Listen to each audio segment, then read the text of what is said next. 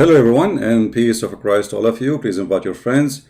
Look like YouTube have a problem, and too many people do not know that we are even live on air. They are not receiving notification. I'm not sure if this is done only for me, but this is how it is since yesterday. However, I have another issue. That's my internet is not the upload speed, not the download speed. The upload speed is not good, so we hope we will not lose connection. Otherwise, we have to redo the video again. Today, our topic is about an article published by an American magazine. It's called Newsweek. Now, the one who published the article is a very well-known person. This guy, he do nothing except promoting Islam. His name is Greg Constantine.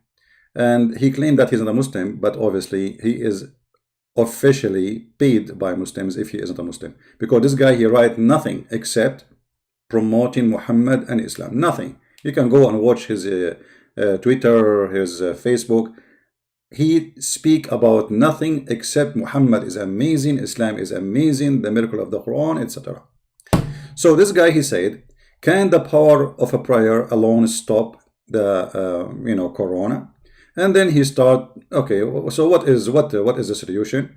The solution, as you see here, Prophet Muhammad, as he called him, doctor, expert like etc. Dr. Anthony, etc. He said blah blah blah blah blah. Okay, do you know also suggested good hygiene and quarantine during pandemic? Who? Prophet Muhammad, 1300 years ago. Are you sure? So Prophet Muhammad, he taught us hygiene. I don't want to waste my time and your time, and I will try to make this video shorter because we will go live on air again in the quality of life. Actually, I supposed to go in the quality of life first and then I come here, but we miss it. So we will go later in the quality of life, and those who like to join us, feel free to join us. The quality of life account, as you see in the screen, we have a topic, you can check it out, and we will go after we finish here. Now, this guy, he says, Muhammad, if you hear of an outbreak of a plague in a land, do not enter it. But if the plague outbreak out in a place while you are in, don't leave that place.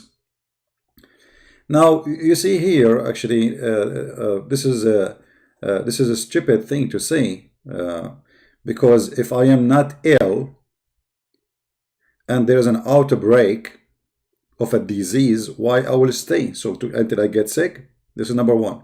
If you are saying to me that Muhammad saying that so you will not carry a disease with you, well, that is a stupid thing to say anyway, because he is saying if you hear of outbreak in a plague on a land, do not enter it. Do not enter that land.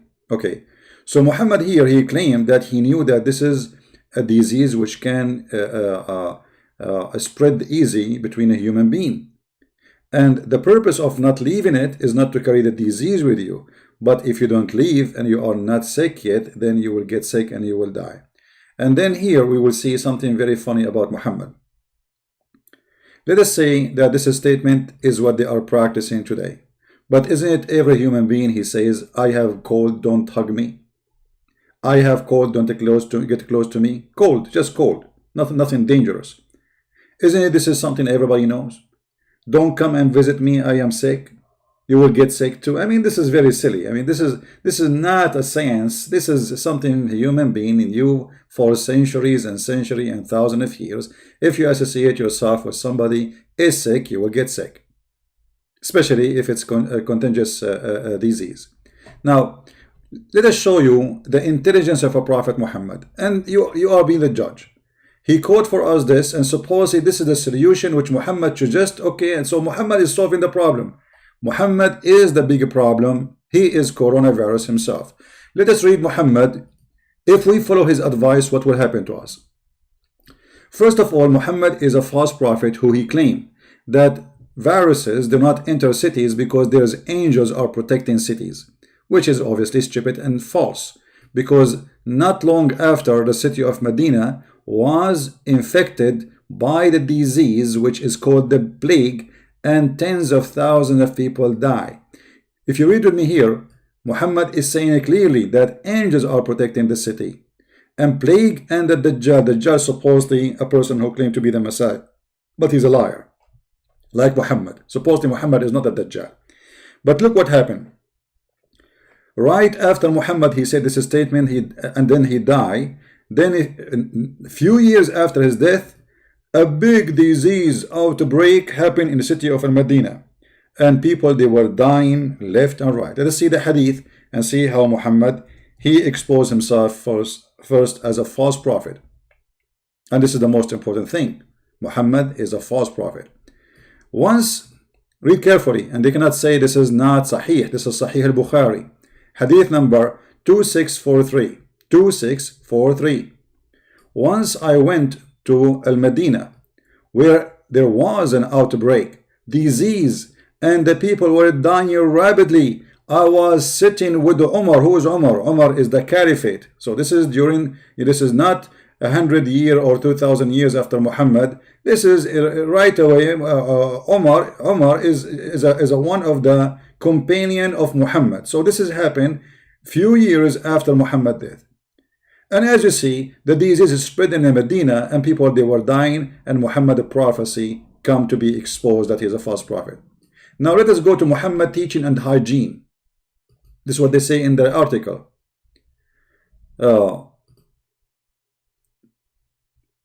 Let us say I am going to teach you now hygiene. When you eat, do not wipe your hands till you lick it or had it licked by someone else. I mean, this is alone kind of stop coronavirus. If you are a person in the restaurant, or you are going in the street and you have some food in your fingers, please give your finger to somebody else to lick it. And supposedly this is the hygiene of Muhammad. Let us continue. Muhammad explained what is the favor which comes from those diseases. According to the science of Muhammad, favor is something coming from Jahannam, which is a word stolen from the Bible, which Muhammad obviously here proving that he's a thief. So it is the favor, it is a heat coming from Jahannam, from hell. I mean, obviously this is a very, Dr. Muhammad, he knew what he's talking about. It's very scientific and it's true. Actually it's true. I mean, obviously fever is coming from the heat of hell. I mean, isn't it obvious? What's wrong with you, right? So it is very true. Muhammad, he don't, sorry, I should not say Muhammad without saying Dr. Muhammad. I apologize. Not only Dr. Muhammad, scientist Muhammad. Okay, so now we found where the fever is coming from. All right. Let us continue with the hygiene of Muhammad, or the medicine of Muhammad. Here we go. Muhammad, he found a medicine for corona. This is the medicine Muhammad, he gave to anyone, to anything, any problem. Look at this. Use this black seed, for indeed it contain a cure for every disease except Assam. What Assam? It is death. I mean, look how stupid he is. Every disease except death is death is disease. So Muhammad claimed that this seed, and let me show you the English version of this seed. Here we go. Here they are giving it to you. Abu Hurairah narrated that Allah Messenger said, in the black seed there is a healing for every disease except the death. And the black seed is Showens. I don't know if this is the correct translation. You can check it out. So now we do not need really to go and find a vaccine or anything for corona. Prophet Muhammad, he found one seed have the solution for any disease, anything. You see, any disease, every disease. Muhammad didn't say this is good for flu. He didn't say this is good for fever, maybe your ear remedy, your eye infected. No. Muhammad is saying clearly this is for every disease, no matter what. Don't give me the name. I don't care. The name of the disease is not important. This is fit for every disease. So why we don't call Trump immediately, who is desperately trying to find a solution for this disease in America, in Italy, in Iran, in Saudi Arabia, in Egypt, people dying left and right, and here we go, the medicine in front of us.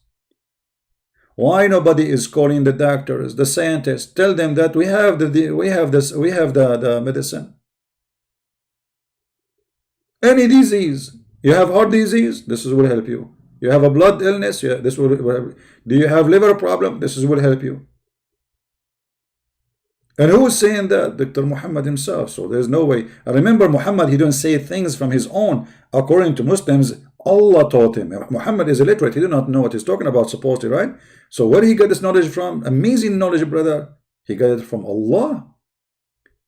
And as you see, this is a very strong hadith. Muslims cannot say, oh, this is a rejected hadith.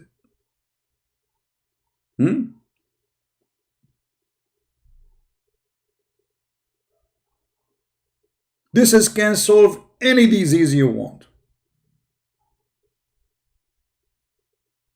So please don't worry about Corona. Prophet Muhammad, Dr. Muhammad, scientist Muhammad, he found a solution for it. And you know, and the funny, he was saying this and he himself is sick.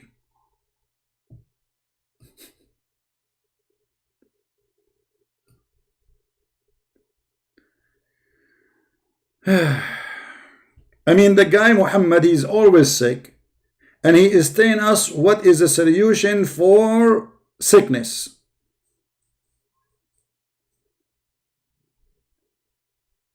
Let us continue with the intelligence of the Prophet.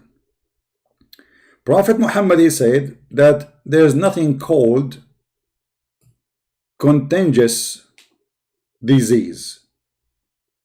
The Prophet SAWS-FM shortwave, long wave, he said, there's no infection, no evil man. By the way, it doesn't say no infection, but no infection, you liar. Go down a little bit, you see the same hadith, different. No infection, doesn't say that. Look at the lies. No divination, no transitive disease. Do you see how the translation changed?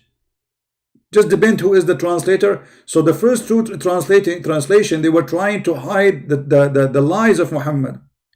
They are not saying, it doesn't say what they are saying. He is saying that there is no disease transmit from a person to a person. This is a lie. It's not exist.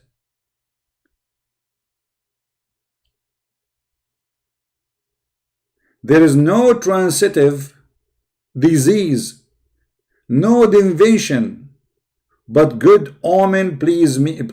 Good omen. So this guy, he don't believe that there is a disease can be contagious, go from a person to person. He believes this is a lie. Yet he believes in good omen and bad omen.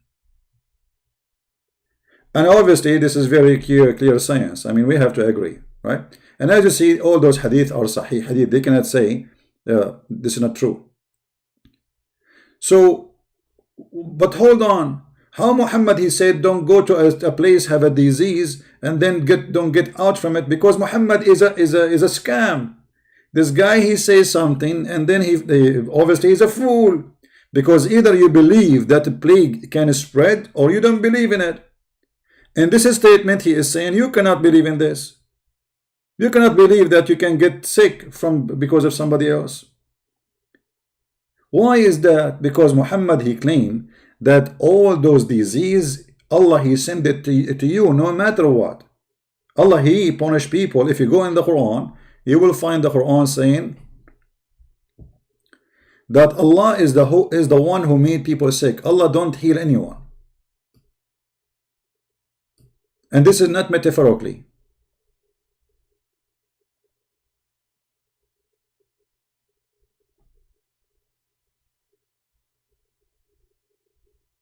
All those verses, a Muslim can say this is metaphorically, right? Well, let us say if it's metaphorically, because it says that Allah, he punished people by illness. He punished them. And the funny, Muhammad, he said that if you are a person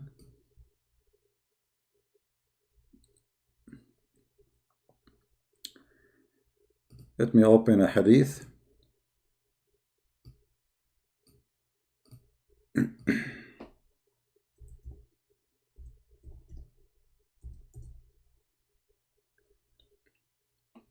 I don't know if I can find the hadith in here where it says that الطاعون is the needles of the genie, which means the plague is from the needle of the genie. The genie, they are the one who stink you with it. You see, this website cannot find the hadith for it, but let me find it for you in Arabic, and we can use Google translation. And here you see the science of a Prophet Muhammad, Dr. Muhammad, scientist Muhammad.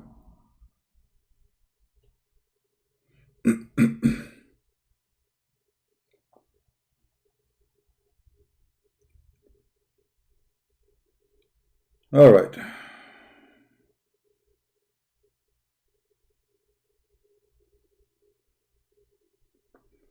All right, we found the hadith. Here we go. This is a Muslim website. Islam, questions and answer. The question number is 310767. I'm going to use Google translation as usual because we do not have the English one. So let us do this.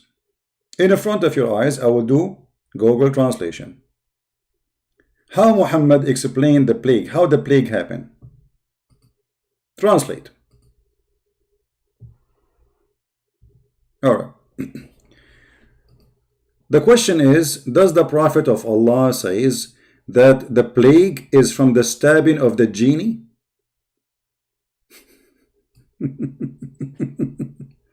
The plague happened because genie is stabbing you with needles. Answer, yes. And this is the reference for the hadith.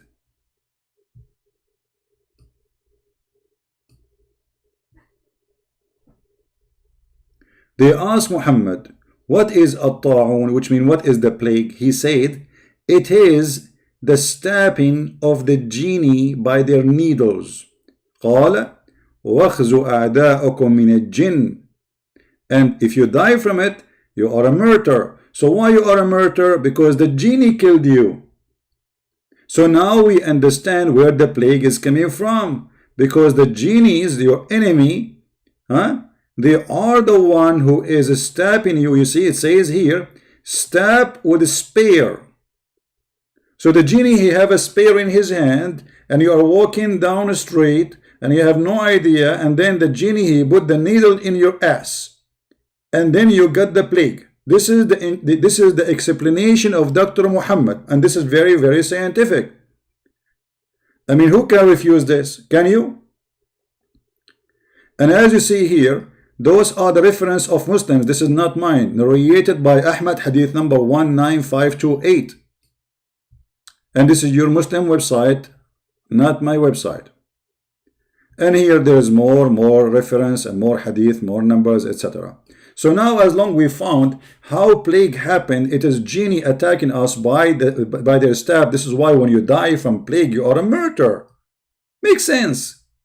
Let us see how we can stay with the I mean, amazing teaching of Prophet Muhammad. After Muhammad, he taught us that there's no such a thing. It's called a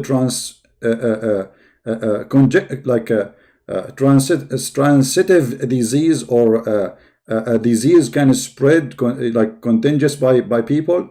He refused to accept that. Then he come with something more nice.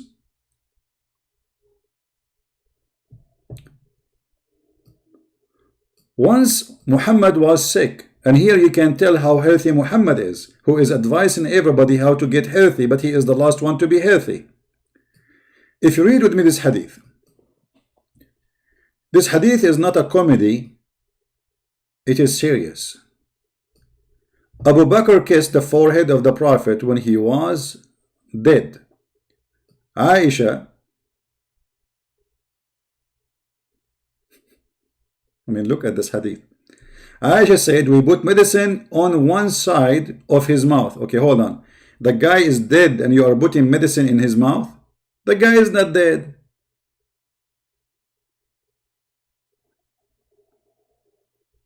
But obviously Muhammad is a dead man. He is always dead.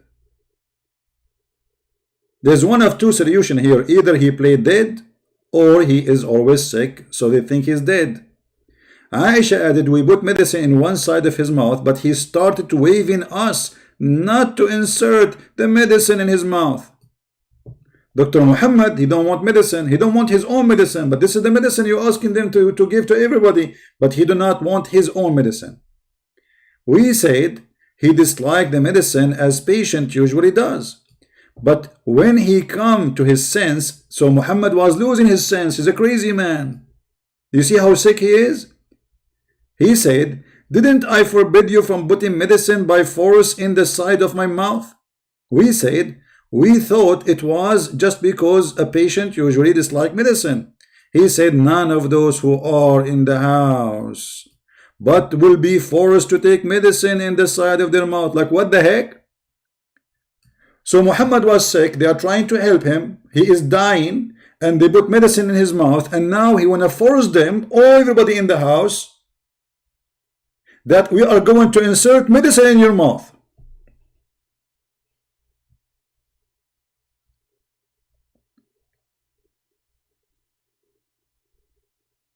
It doesn't matter if this medicine will kill you, it's not good for you, it doesn't matter.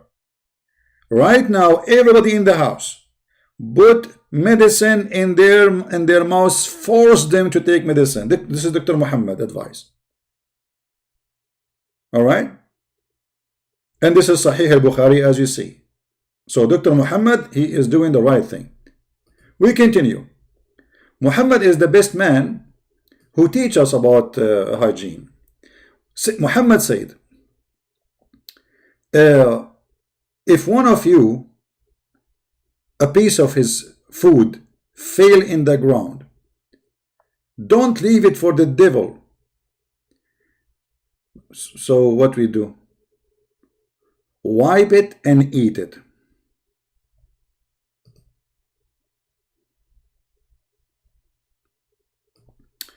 Chapter, it is recommended to lick one finger and wipe the bowl. Huh? What? Lick what? Okay. And eat a piece of food is a drop after removing any dirt from it. So if you are walking down the street right now in Germany and you are biting your sandwich, a piece of your sandwich fell down. What do you do? What do you do, brother?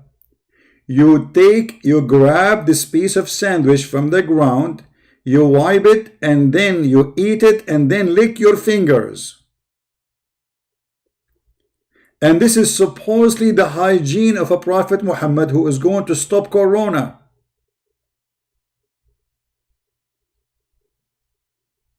And listen, you have to eat it with 3 fingers, not with 4 or 5. 3 fingers. Trinity. When any of you drop a mouthful, he should remove anything filthy from it, and then he eat it. And he should not leave it for shaitan. Shaitan will eat it, brother. Shaitan, this is the worry now. Shaitan is going to eat it. I mean, are you going to feed shaitan? No way.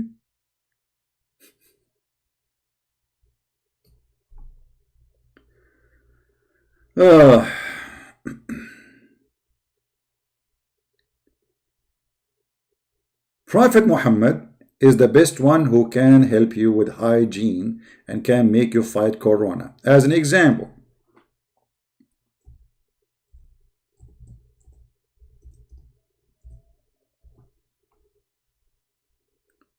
Muhammad believed that dirty water does not exist.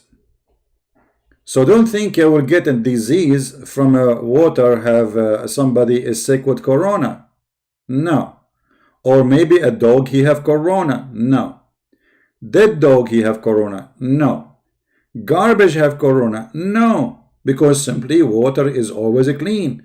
And Muhammad, he used to take a shower always from this filthy water. Read carefully. I passed by the Prophet, PBUH. This is like a degree in science, you know, PBUH. You know, Muhammad is always have to add things behind his name. They worship him. They don't dare even to say his name without saying those things.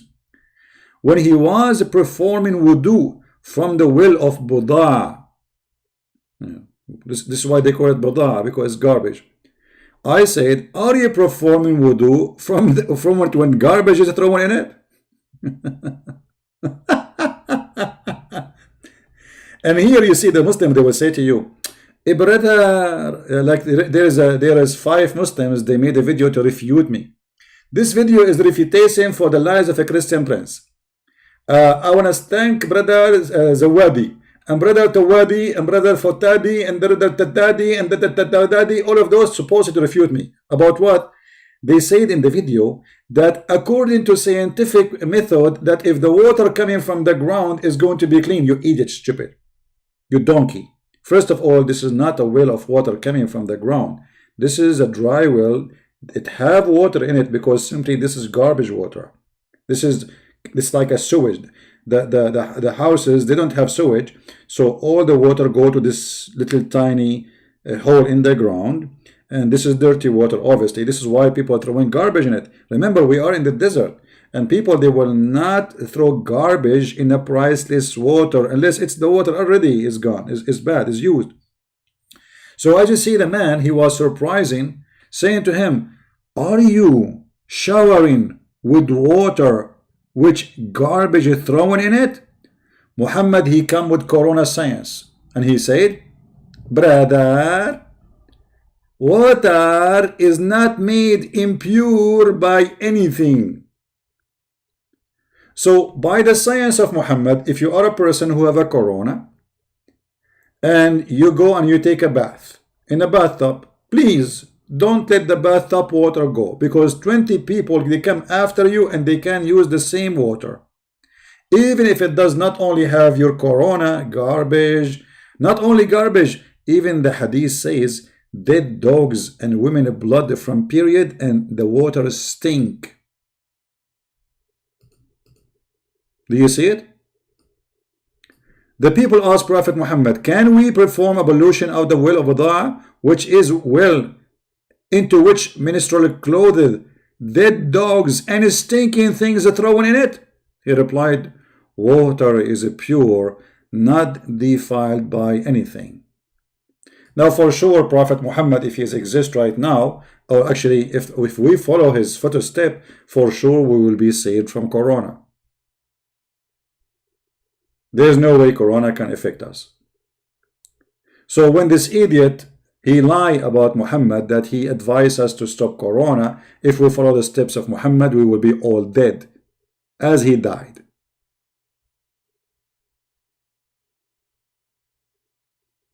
And actually, there is tons of hadith we can report from, where if you read it, you will die laughing.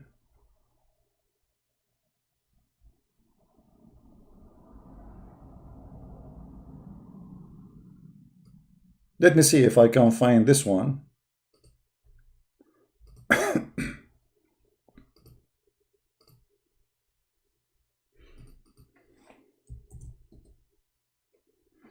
Let's see how they translate this one. The husband of a lady died and her eyes become sore, and the people mentioned her story to the Prophet.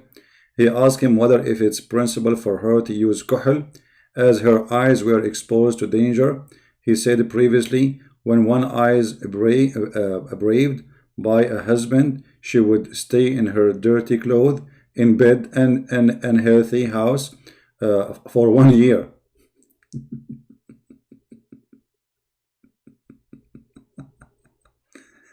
And when a dog passed by, she would throw a globe of dung.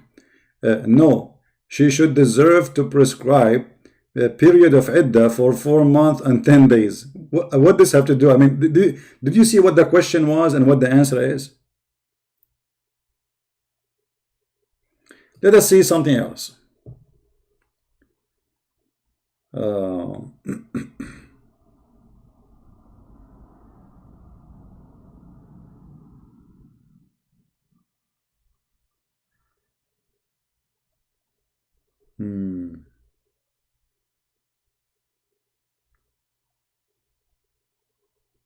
I'm just trying to remember.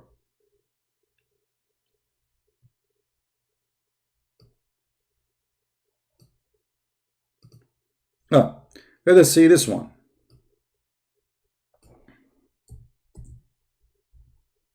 No, we cannot find it.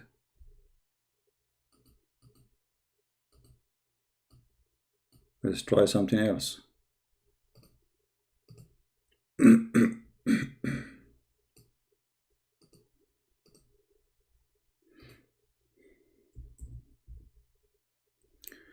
During the Prophet fatal illness, he used to recite a Quran, and then he blow his breath over his body.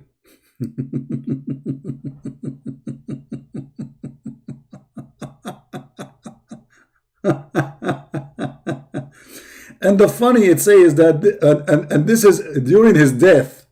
I mean, obviously the medicine of the Prophet was working. You read Quran, and then you breathe over your body. I'm blowing now over my chest. This is how you can fight any disease, any illness. As you see, read with me carefully. During the Prophet's fatal illness, he used to recite the surah, An-Nas, which is very funny. It's about envy and, you know, blah, blah, blah, stupid stuff. And then he blew his breath over his body when his illness was aggravated. I used to recite those two surahs and breathe over him and make him rub his body with his own hands for its blessing.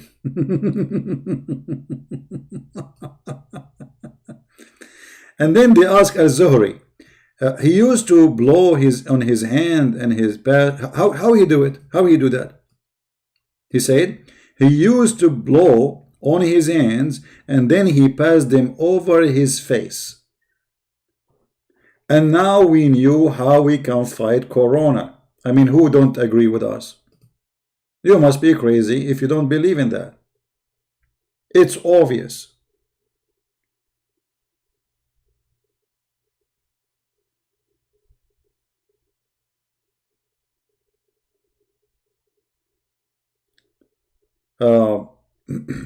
Let's see a different one.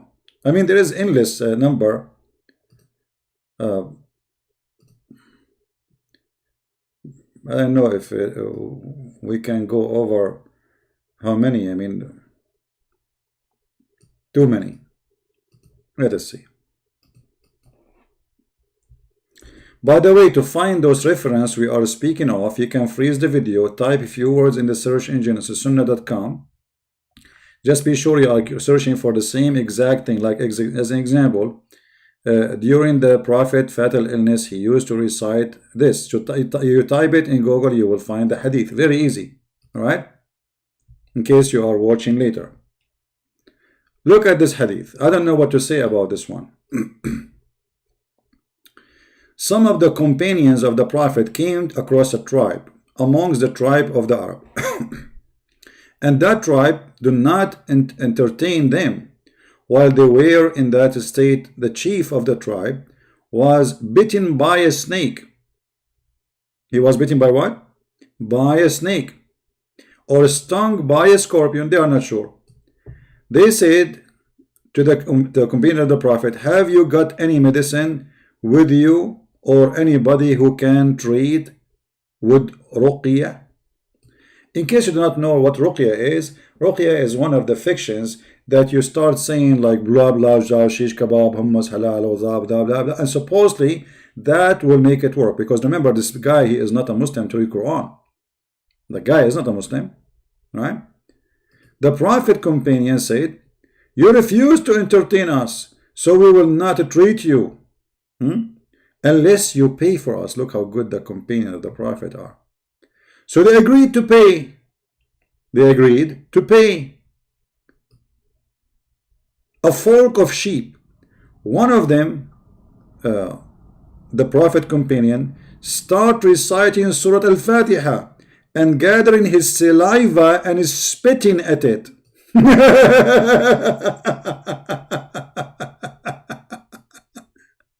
and the patient get cured. Guys, have you ever heard of a story like this? When the disciple, they heal somebody is sick, you have to pay us, okay? If you don't pay us, we will not help you. And then how we heal you? We read Al-Fatiha and then we spit and we put it in your, and supposedly the guy got healed. The patient got cured and his people presented the sheep to them. But they said, we will not take it unless we ask the Prophet whether it's lawful. Now, look how decent they are, you know. How do you know? And then, when we asked him, he smiled. Muhammad, he smiled. He said to them, how do you know that Surah Al-Fatiha is a ruqya? Which means you can read it to heal somebody. Take it, folk of a sheep, and sign a share for me.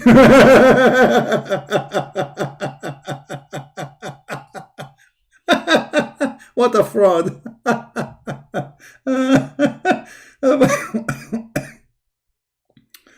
All right. The funny is that Muhammad himself, he died by poison.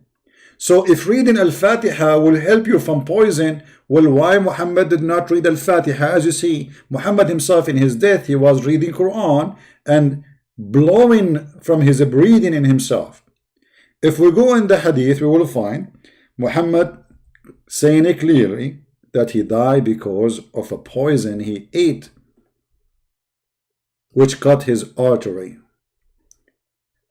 So if such a thing can heal anyone, Muhammad, he will heal himself first from poison. And here you see how we can get them busted with all the lies they come with. The man himself, he could not heal himself and he died because of a poison.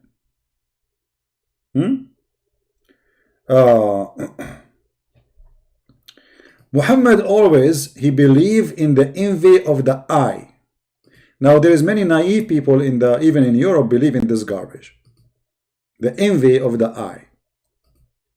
And this is coming from pagan belief long before Islam. Look what Muhammad he said.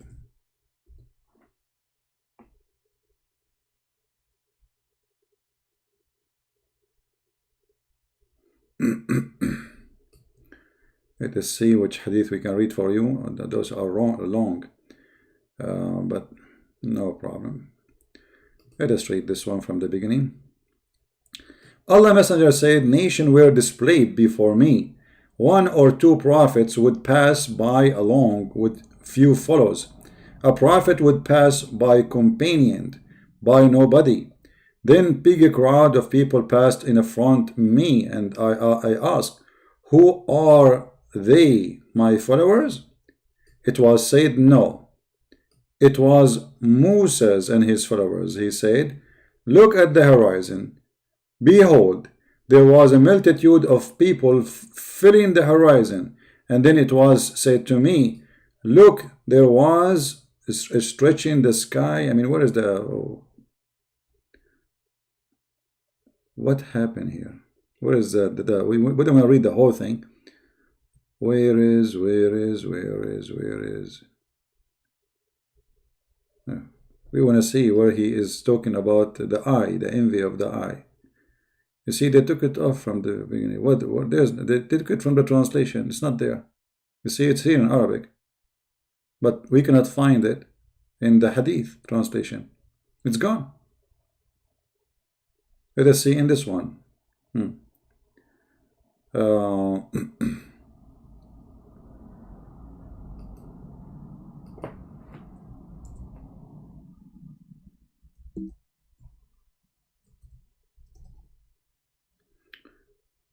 Here we go.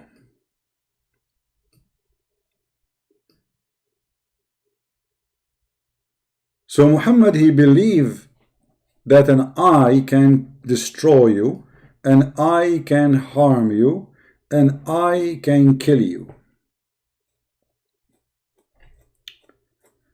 And actually, this is even in the Quran. You see, if you go in the Quran, you will see the following. Because Muslims, they might say, oh, the hadith not clear about that.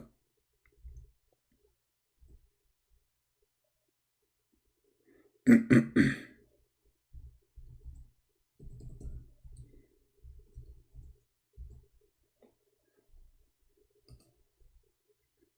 you see it?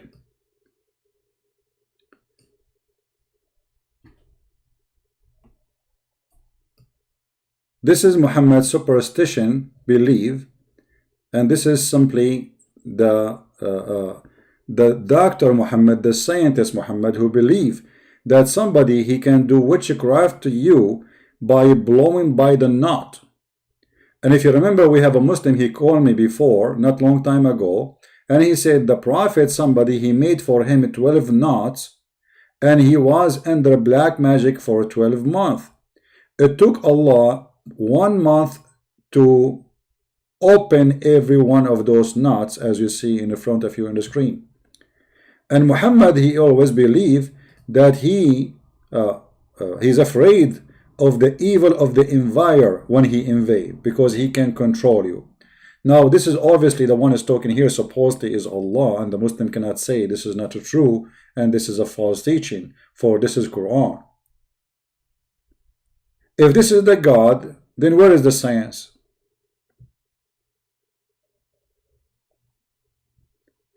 And the funny, the Muslims, they say that Muhammad himself, he was under witchcraft, and he was imagining himself having sex, but in fact he was not, which means whatever happened to him, for sure it's not witchcraft, but it is Muhammad mentally ill.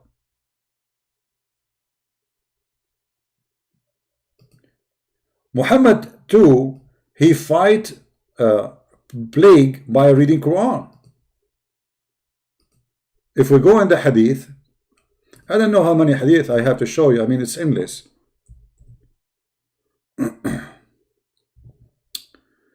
Let us see.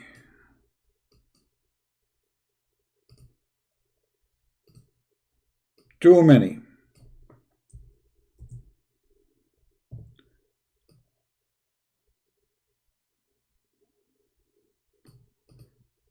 So if you are a Muslim who live in the Middle East and you have Corona, let us teach you, my friend, how to fight Corona easy and simple, granted or guaranteed by Prophet Muhammad himself, the prophet of false prophecies. I ask Aisha,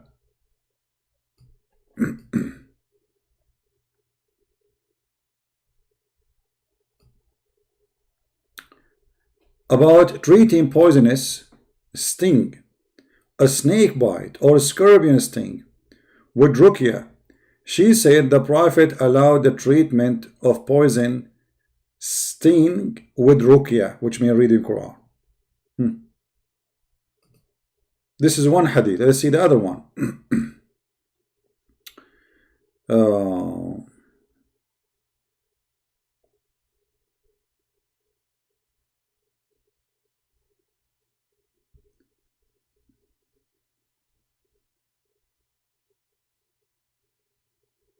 Actually, the translation is really not accurate, because they should mention the fever, but they are not mentioning the fever in translation. Oh, we should not mention this one, because they will say to you it's da'if chain, brother, da'if chain, this one. But no, we can show it to you from strong one. Here we go, Sahih Muslim. You see it? Here, this one, this another one. The Prophet permitted ruqya for the scorpion sting, the evil eye, and an-namla. والنملة, sorry, والنملة. Or the ant.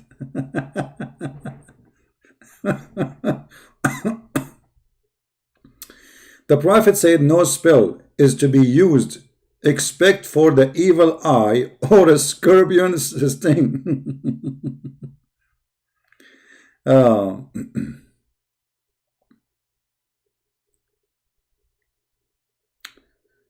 boy.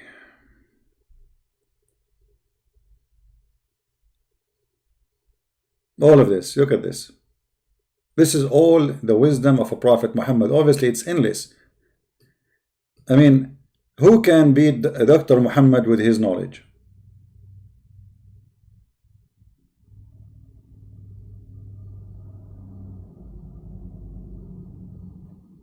Huh? Nobody. Uh,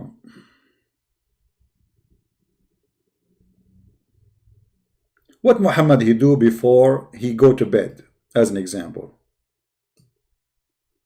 Let us see if we can find this one. How you can cleanse your bed so you don't get sick?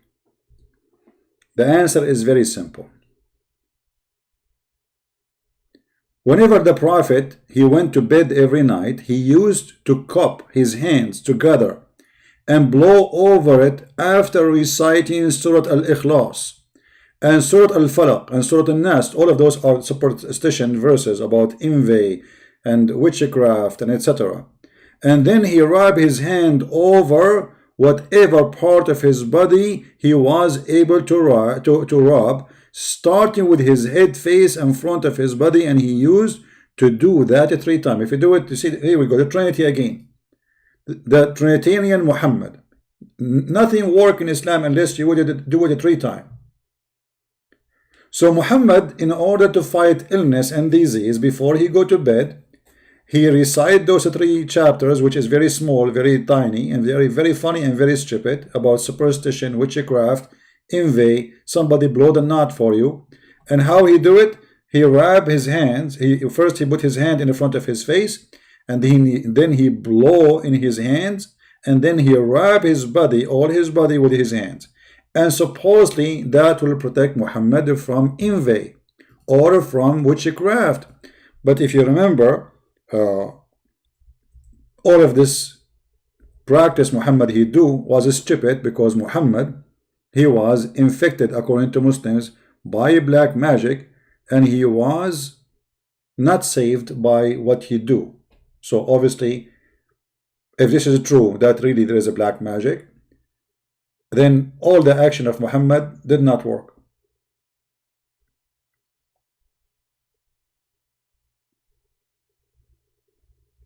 Did not work.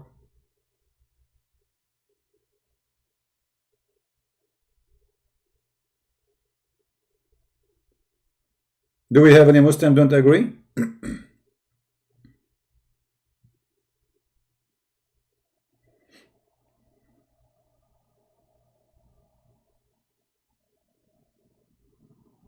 Anyone?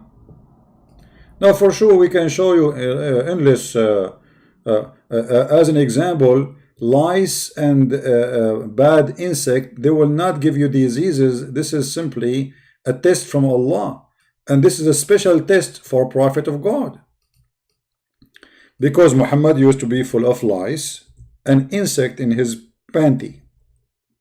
So he claimed that this was a test from Allah for the Prophet, affect only prophets. Messenger of Allah, they said to him, which people have the greatest affliction? He replied, the Prophet, and then the righteous. He said first the Prophet and then the righteous. And one of them was tested by poverty in such an extent that he could only find a robe to cover himself with, and he wore it. Another, he was tested, and this is him, by fleas until they killed him.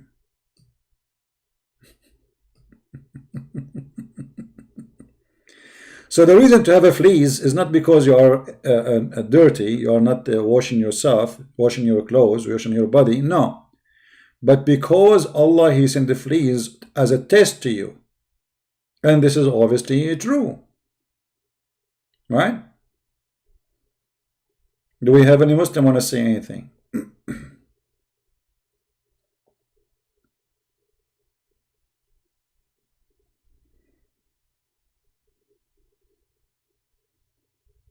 Now, for sure, we can mention tons of things Muhammad he said, but I think we have enough.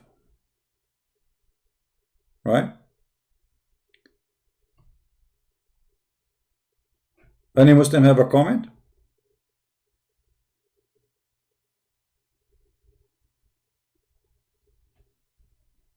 Insect in his pant? Well, it's all over his body where the insect will be. Are you going to say to me it doesn't say that, CP?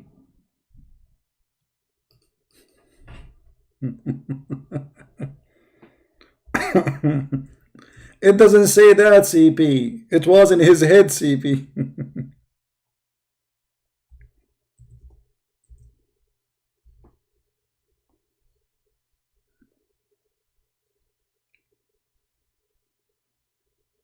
Here we go. This is a hadith about a woman. Her name is Haram, which is a very funny name.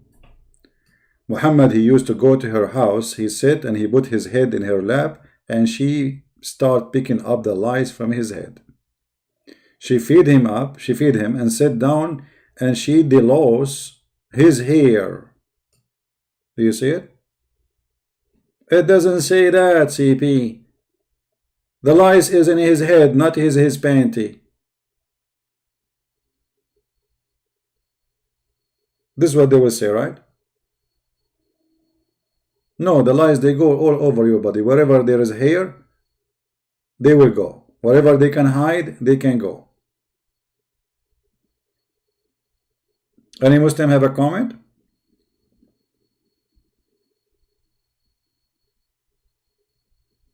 Actually, there was a lie. She was going to write a book about Muhammad because she was there down his private part and she witnessed a lot of things. So, like she as I know, she told me the lies. She will call it the memory of a lice in the prophet panty.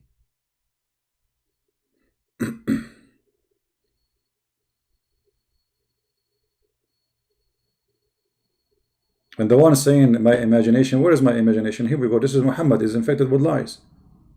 And he is claiming that the prophets are tested by lies. So what imagination you are talking about? What is the imagination?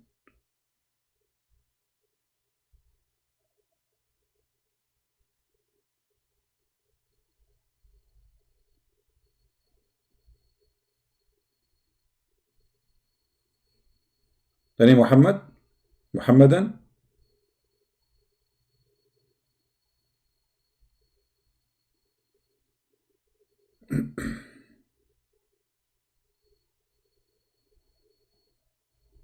Anyone?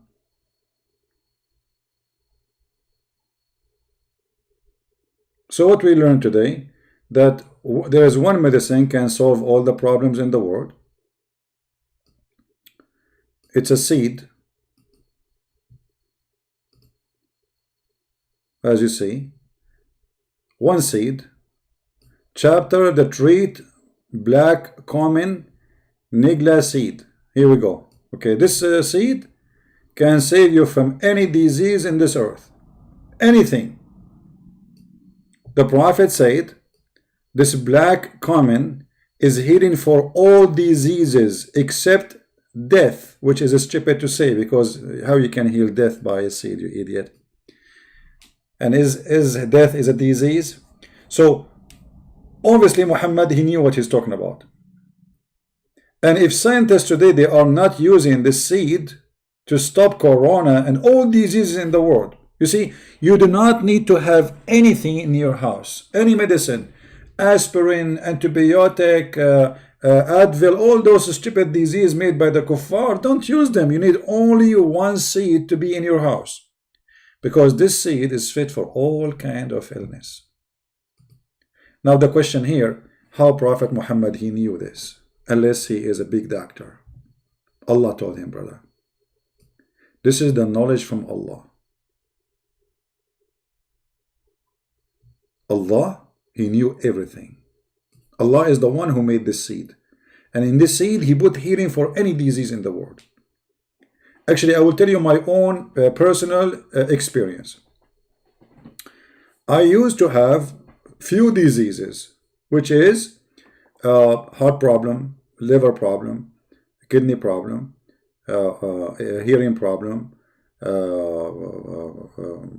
running nose. My nose always run before me, you know. I have to chase it. I use walking problem, sleeping problem, snoring problem, going to the bathroom problem, you know, teeth problem, my tongue go to the right sometime, go to the left problem, I have all kind of problem. I cannot even count for you, you know. And then, brother, I did read this hadith. And then I got this seed. I just got only one of them. Just one seed.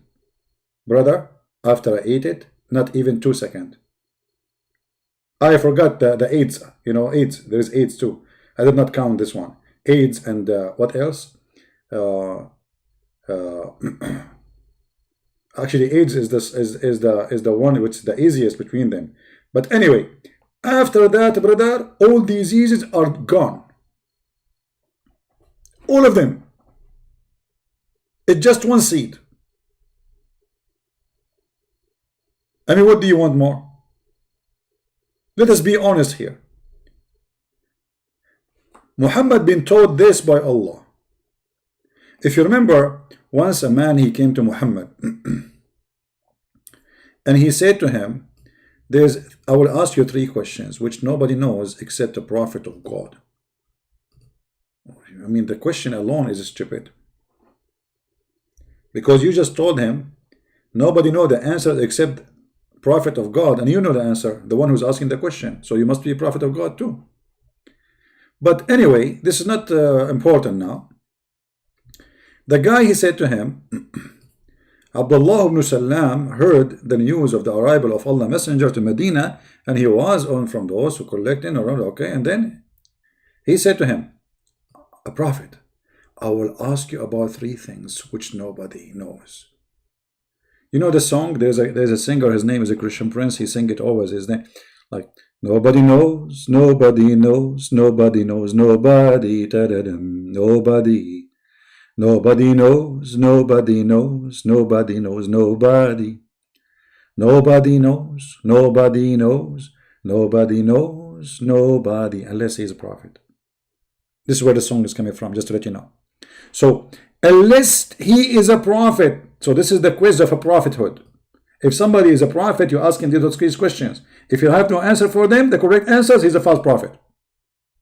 Firstly, and when a Muslim, he say firstly, it means disaster is coming.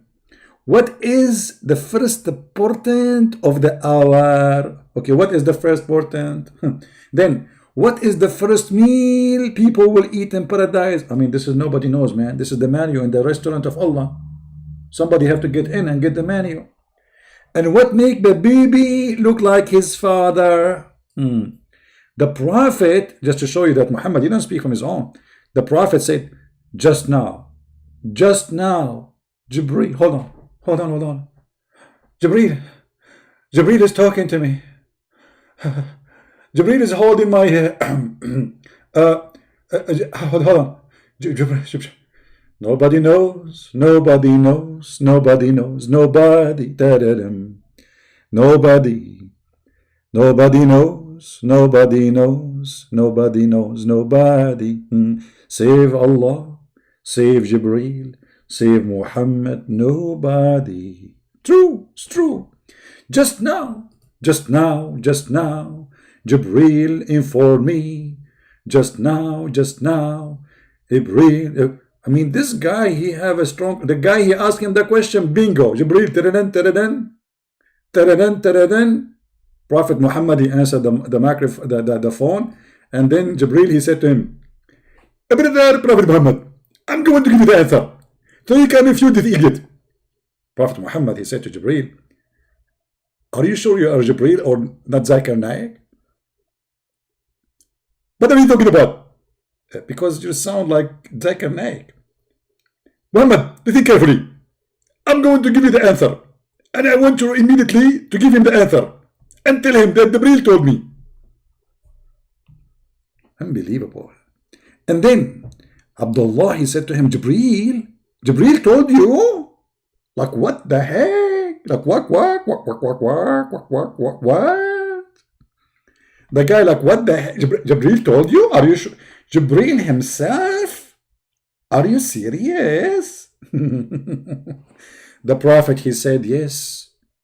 Abdullah, he said, he is among the angel of the enemy of the Jews. Now the Jews, they hate Jibreel. Why? Where we can find this?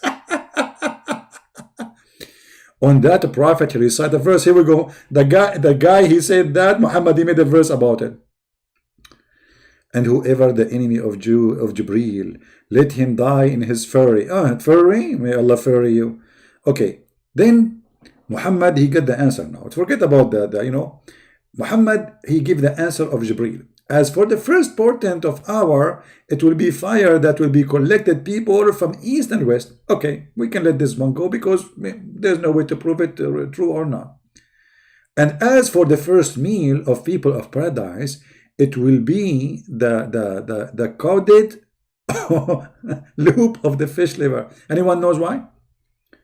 Why he says this? Because the Arab, they believe that this part, if you eat it from the whale,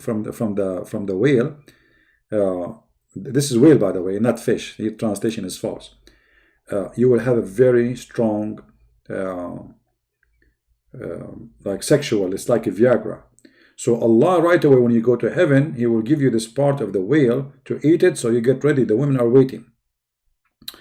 And as of the man, now he will tell you the third question: how the baby look like his father or his mother, which means boy or a girl. Muhammad, he come with the answer. It will be, okay, then he says, and as for the child, and if the man discharge proceed that of the women, then the child resembled the father, and the women, if the women discharge proceed the man, then the child resembled the mother. This is science. And remember, Jibreel just told me. Jibreel just told me.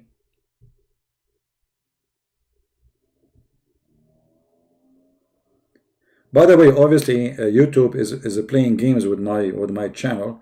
I have tens of thousands of subscribers, so there is no way, because nobody received notification, nobody can see my page, nobody can see even the video is listed.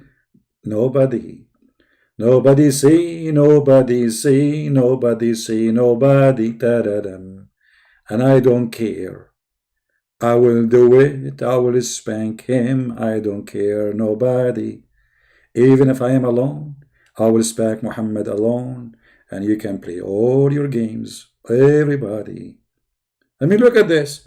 Nobody get notification. Nobody can see the video listed. I mean, why this is happening to my channel? Because, brother, there is Muslims working in YouTube, brother. And they are targeting my channel, brother. But, brother, don't worry, brother. I will eat those seeds and I will proceed. Thank you.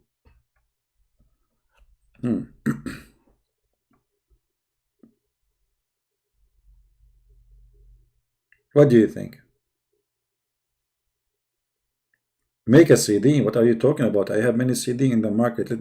Let me sing for you this CD. This is a new one. Nobody heard it yet. Not even a single person heard this song yet. Trust me.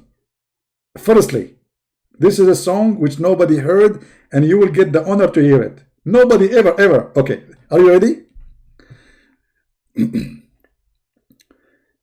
Nobody know, nobody know, nobody know, nobody, ta-da-da, nobody know, nobody know, nobody know, nobody, nobody know, nobody. This is the first time I sing it. This second. I just sang it 5 minutes ago. Oh, this is a different one. This is different. Just shut up. Actually, I have a newer song which I'm going to share with you only. Don't share it with anyone, please, because we did not even put it in the market. Okay. I don't know if I should share because the publisher, he might be upset from me now. Nobody know, nobody know, nobody, ta-da-dum. Nobody know, nobody know, nobody, nobody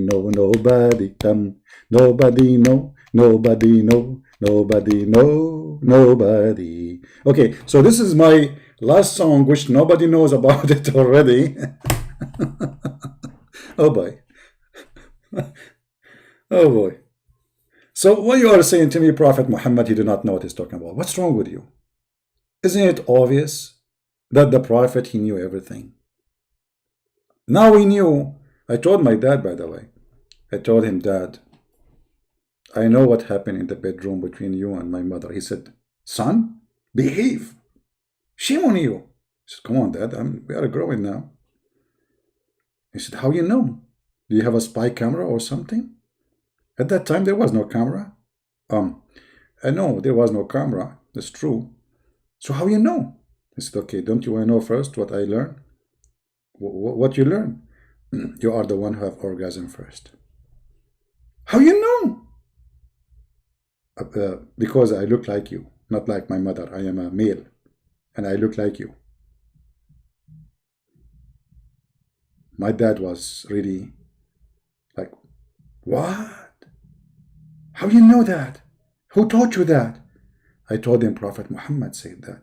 My father, after I said that to him, not only he believed in Prophet Muhammad to the point he became a Hindu. He became a Hindu immediately, and he started singing the song which nobody knows.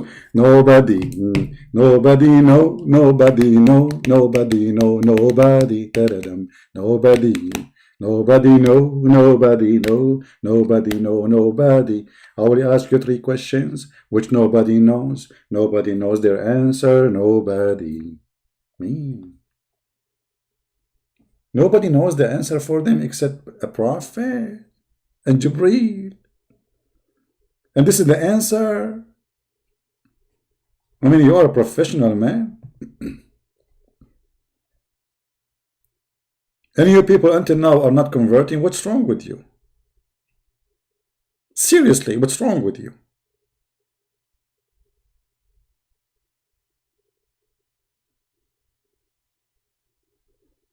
Your song, my song will be in your head?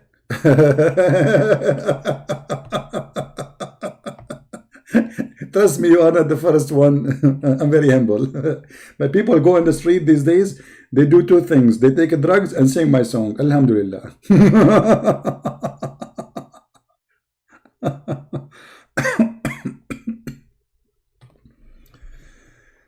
Oh. Reduce your quantity, CP? How I can reduce that? What does that mean? Hello? Don't remind me. Yesterday we asked a guy, his name Ultimate Fort. We said to him, there is elephants in Yemen. He said, yes, stupid CP, in the zoo.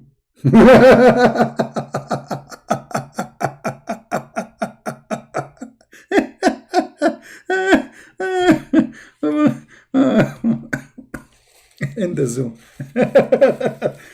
And the funny Christian prince, he said to him, the only one I see in the zoo is you, you idiot. Oh boy. Okay. And you lied. It's not elephants. It's 1 elephant.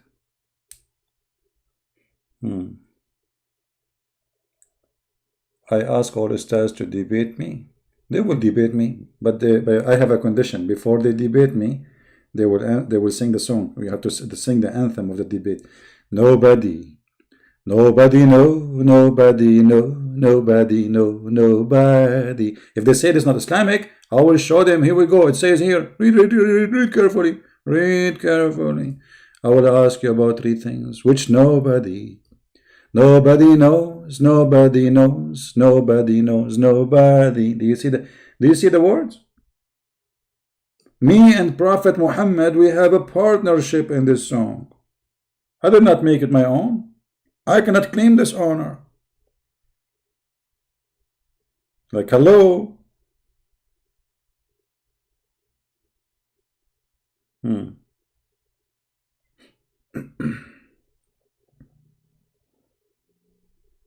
Any Muhammadan? Look, there's 300 people only watching my video. Obviously, there's something fishy in YouTube. There's no way. This has never happened. 300 only. I mean, what's especially in the time of Corona where everybody is at home.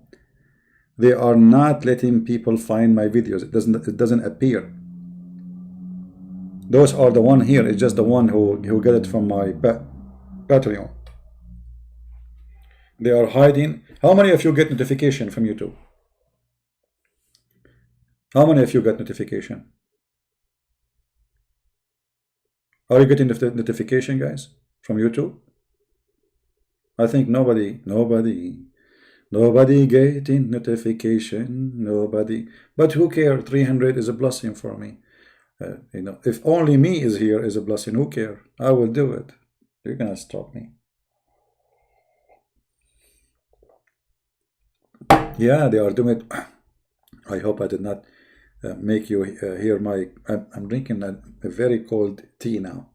You see what happened when you are single?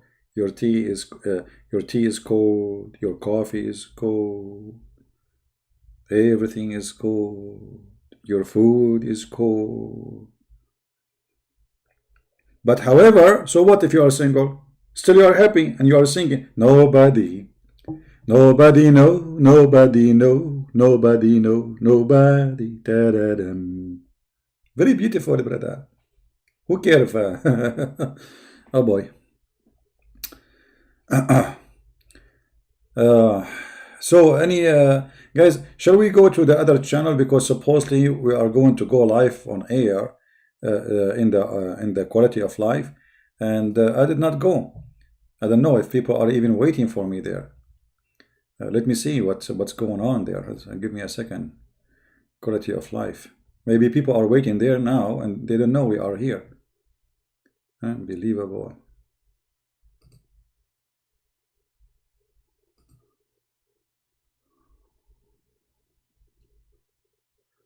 Yeah, there are 7 people waiting there. No, actually, look like maybe it's the same people. They are here. They are. Maybe we will do it tomorrow. We will do it tomorrow. Yeah, we will not go to that channel today. We will go tomorrow. You see, now because of Corona. You see, by the way, Corona is very ugly, but in the same time, we learn a lot of things from this Corona. You see how Islamic propaganda, they try to use anything, even evil time, to promote their evil God and evil prophet. Secondly, Corona is able to help us to understand that those who don't believe in God, they have nothing to depend on. As you see, all those scientists, they are in disability in front of a stupid virus. So what if next a year or 2 years from now we have 5, 7 viruses more aggressive than this? What will happen? And if you think that cannot happen, you are mistaken. Because I believe the same virus today, which is going maybe to find a vaccine for it tomorrow or maybe next year, God knows how many millions will die before they finish it, or tens of thousands, he will develop himself, or he will change his structures and come in different form, or let's say ability. The same virus, because this Corona is not only one virus, it's many viruses, the same family, they are family, so you destroy one, he come back in different way, and each time you fight him, he come back more aggressive. So what we learn from this virus, that a human being is a foolish creature. He thinks that he's God, because they told him there is something that's called science can solve your problem. And then we find that the science they are talking about is scientifically wrong. Literally. Actually, many people who die in this virus because doctors, they were giving them the wrong medicine. They start giving them antibiotic and etc. And then they notice that those people, they are dying from that. So doctors were killing people by practicing their science.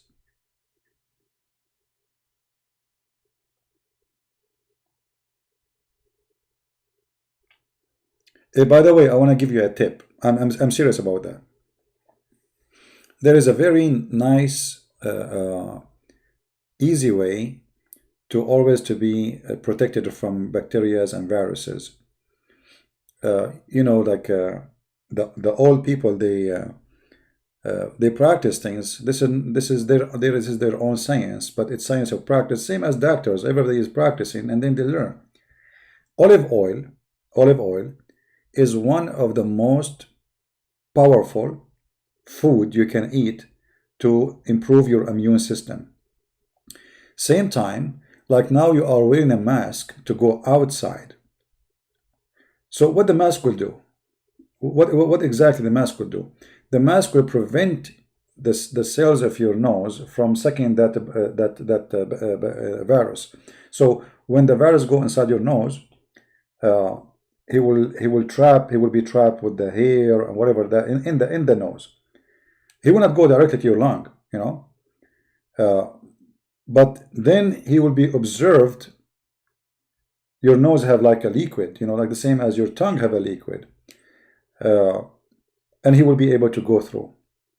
You can put some oil, olive oil, in a piece of cotton, the same one you use for your ears, paint it with olive oil, and paint inside your nose before you get out. That will create a mask, will create a virus. They don't like this kind of, they cannot survive this oil actually. So you can paint inside your nose with the olive oil, and that will create a natural mask which is not going to bother you when you are outside. All right, and you don't have to accept what I'm saying. You can go and search it, see if this is true or not.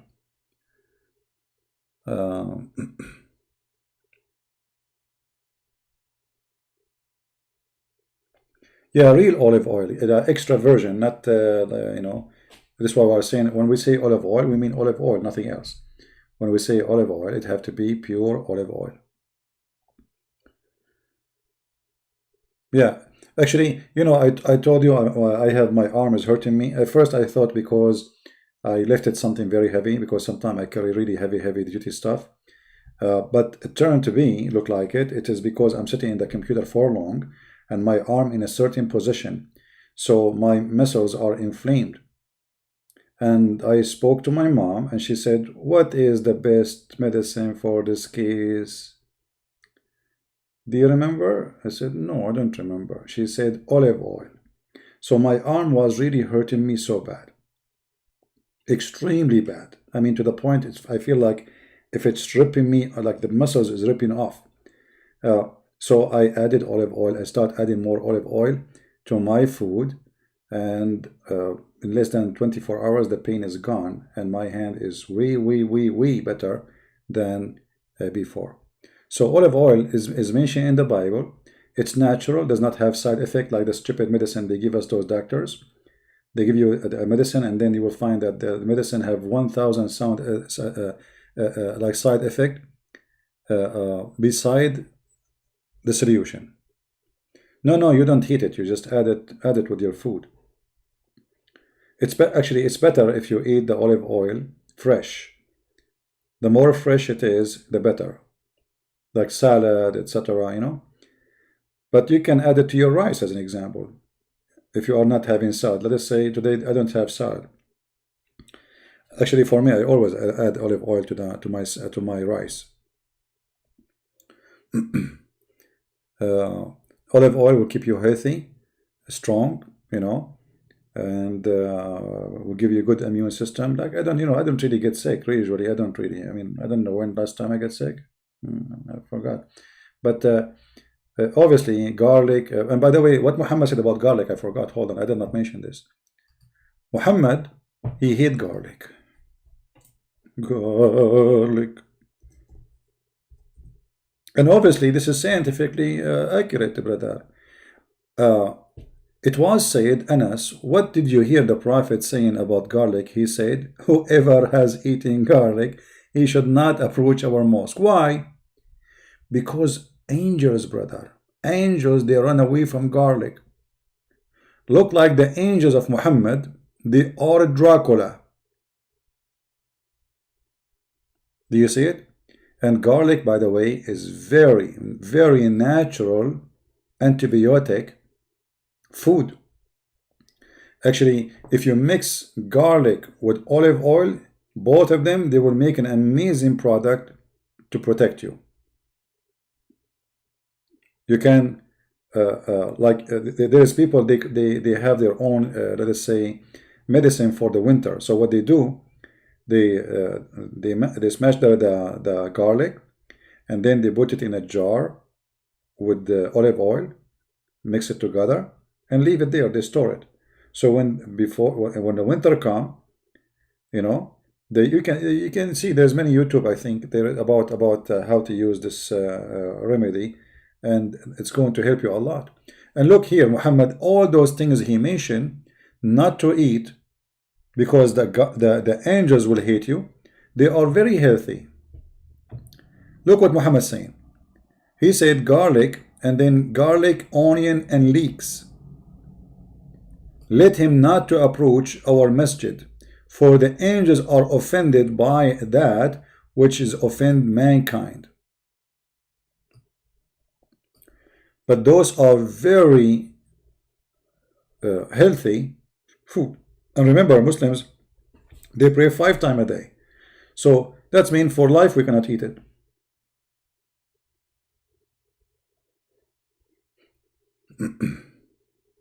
For a lifetime. Garlic is very important actually. If you can eat every day 1 or 2 pieces of garlic, it's good for cholesterol, good for your heart, good for your immune system. It's antibiotic. It's very good, you know. And yeah, another thing to increase your immune system, to get a more powerful one, eat yogurt. See, yogurt they are bacteria, and because they are bacteria, let's say there's a competition. Yogurt is a good bacteria, and there's a bad bacteria. So the good bacteria will go in your stomach and will destroy the bad bacteria. So yogurt is very good, olive oil is very good, garlic is very good. Many of those things we should always keep in our food diet, and that will give us very better immune system. All right.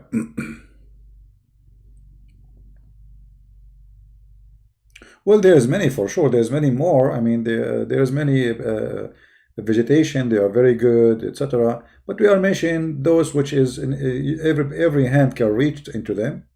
I mean, you do not need because you see in some countries there's not everything is available, right?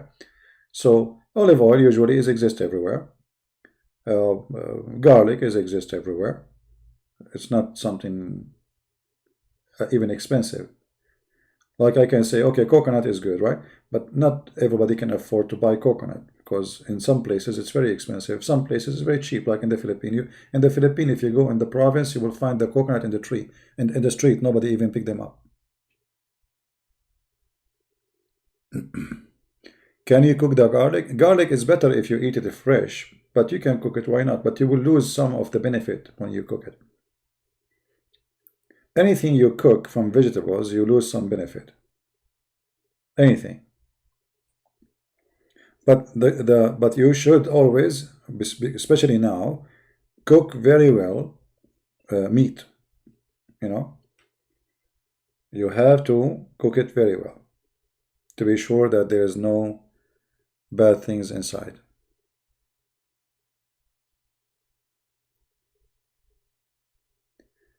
Better is medicine? No, you see, medicine because you give up. You know, it's too late. That's why you take medicine. But the garlic and olive oil, they will not let you need the medicine, because if you keep taking them, you will not get sick mostly. But medicine, because it's too late now, you are sick and you need a fast solution. But the best medicine is the one you take, not when you are sick, the one who prevents sickness. People, they do the opposite. People, they eat rubbish, and then when they get sick, their immune system became weaker. You see, it's like you have a bad oil and good oil. So I'm going to drive a car, and there's a car, the oil mixed with the bad stuff, water, etc. So the engine is not burning well. And there's a car have extra virgin gas, powerful. Which one is going to be able to do better? Which engine? Both engines are the same, but the fuel is wrong. This is how you think about food. Food is your fuel. Fuel for health. This fuel is going to be distributed to all your body. Some will go to feed your health system. Some they will go to feed your cells. Some they will feed your brain. Some they will feed your blood. So simply, it is melty food. And if that food is bad, you will get bad. Right?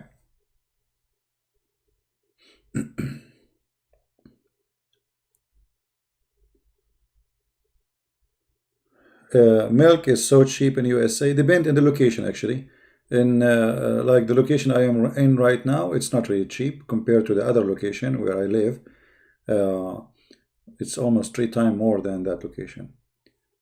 Yeah, but still is cheap compared to other places. Yeah. And by the way, I make my own yogurt. Maybe one day I will show you how I make my yogurt. All right, which is very simple, by the way. I mean, you can do it yourself. It's very simple. You bring whole milk, which means not the milk which is taken the fat from it, a milk which is not touched by any processing, and then you boil it. Be sure when you boil it, you keep like moving it so it doesn't burn. And then you have to wait until it cools down, until it is the temperature of your human body, same as your body temperature. And then you bring some little garlic, you mix it very well with it, cover the pot, keep it in a warm place, wrap it with some, if you live in Indonesia, you do not need to wrap it with anything, it's warm there anyway. Just keep it in a warm place, and come after 10 hours, you have yogurt. That's it. As simple as that. I never buy yogurt, actually. I only buy yogurt if I want to make yogurt like first time. Let us say I am out of yogurt and I want to make yogurt. So what I do, I just buy a little container of yogurt to make the big yogurt.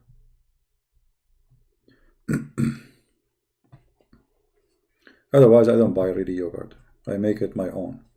And it tastes way better than the one they make it in the store, because in the store, they add things to the yogurt to make it more solid. It's not really pure yogurt. You see, all the yogurt you see in the store is not really pure yogurt. They add things to the milk to make it more solid. Right?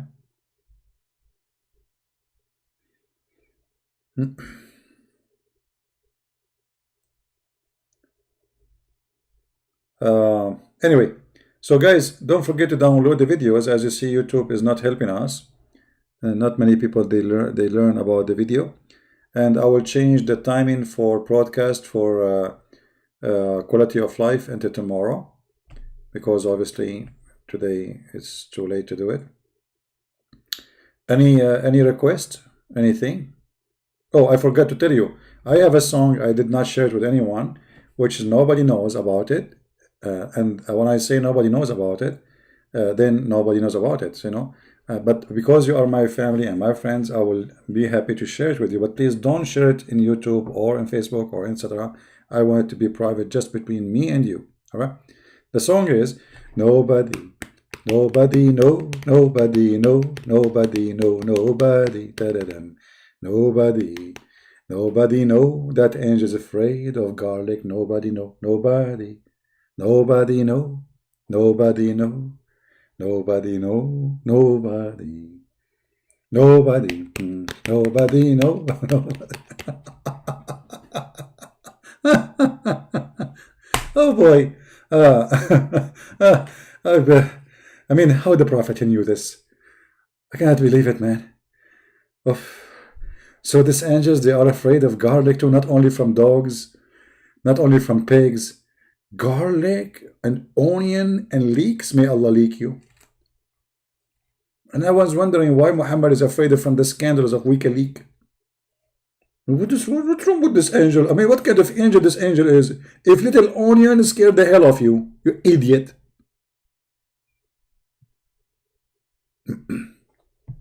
If we call Zakanak and we ask him about this, what he will say? Good Prince, first of all, I'm a big fat liar. It's one elephant, not many elephants. Zakanak, we are not talking about the elephant now. I don't care. It's one elephant.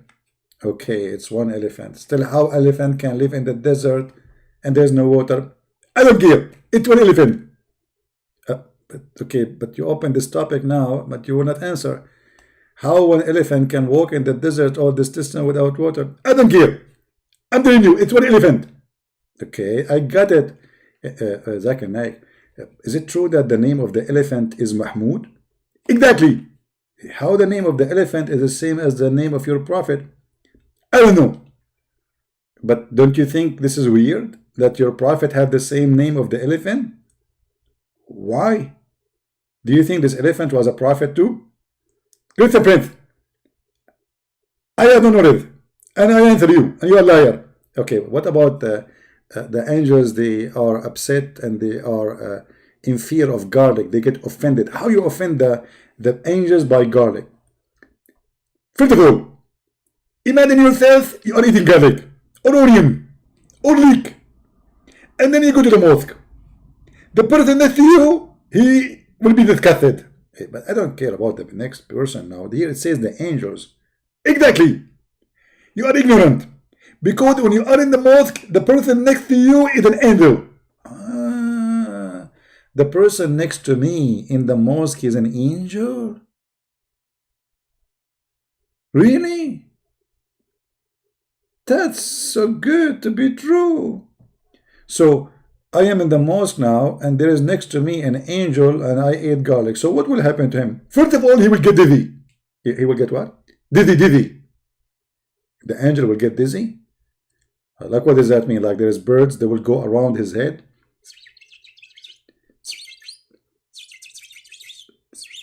Exactly. But why the angels will get dizzy? Because of the garlic. I mean, what the garlic did. Christian Prince, you are stupid. I am doctor.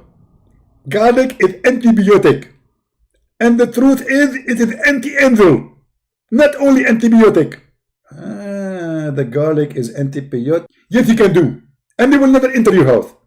So how the angel of death will come to my house? I will eat garlic every day. Christian Prince, this is a good question. I never thought about it.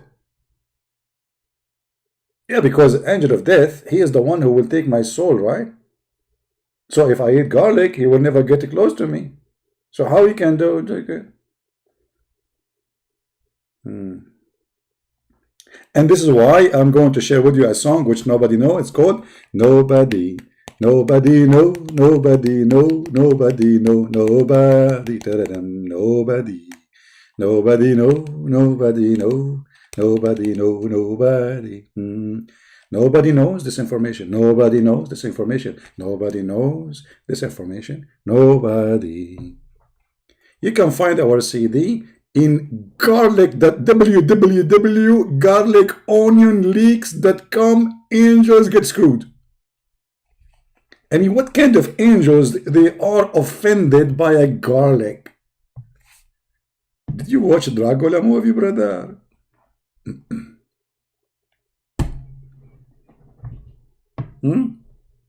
What is this? This is too much. Dr. Muhammad, just follow his vegetation step.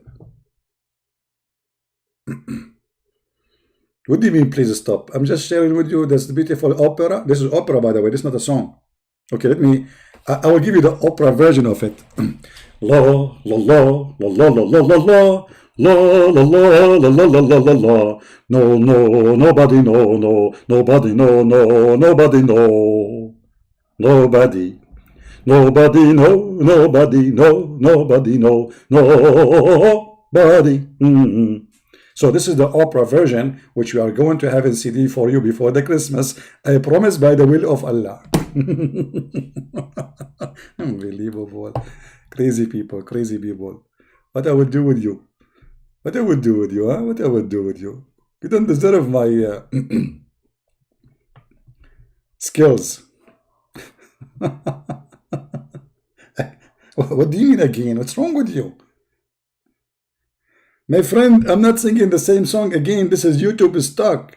Don't you hear sometimes the CD stuck in the... This is not the same song, first of all. What do you mean?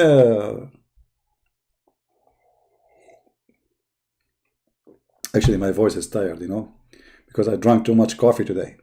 Coffee hurt my voice. Hmm. So, do we have any Muslim in the chat? Not even a single Muslim? Not even one? Hmm.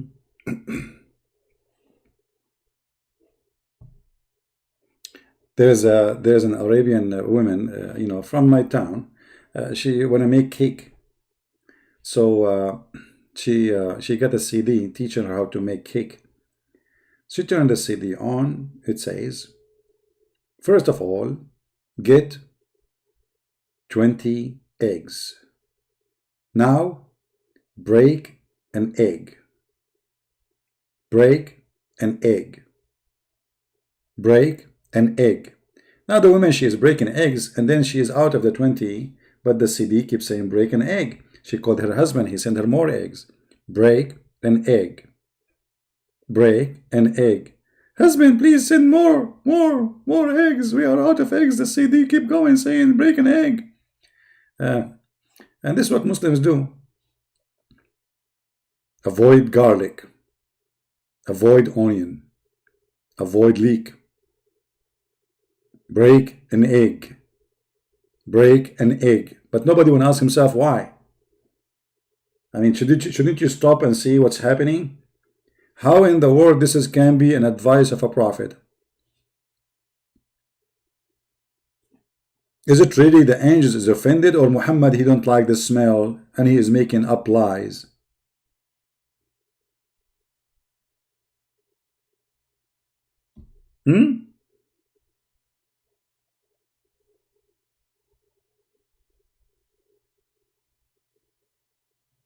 See, something wrong with YouTube. There's no way only 300 people watching. It's impossible. Especially I'm singing opera.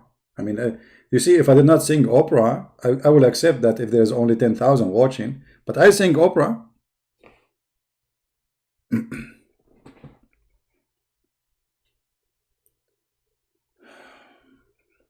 Do we have a Muslim in the chat? If we have a Muslim in the chat, I will open my Skype. If there's any Muslim?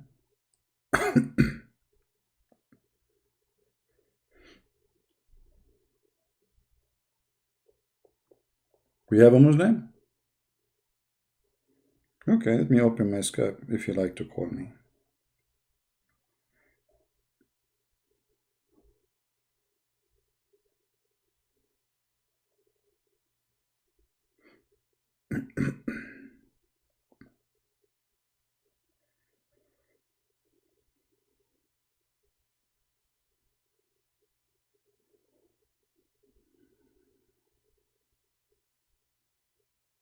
All right, my Skype is open. If there's any Muslim want to call, only Muslim, please.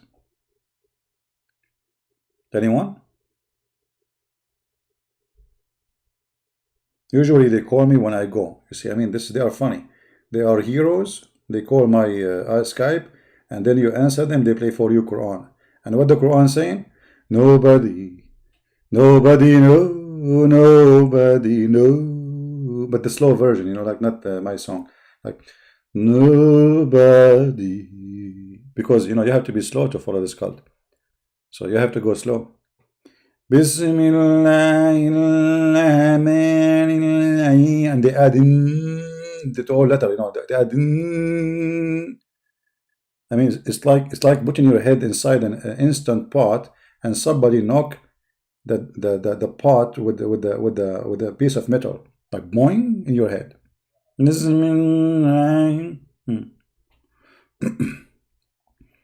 So do we have a Muslim want to call me? We go, hey, get in Skype. So where is the Muslim?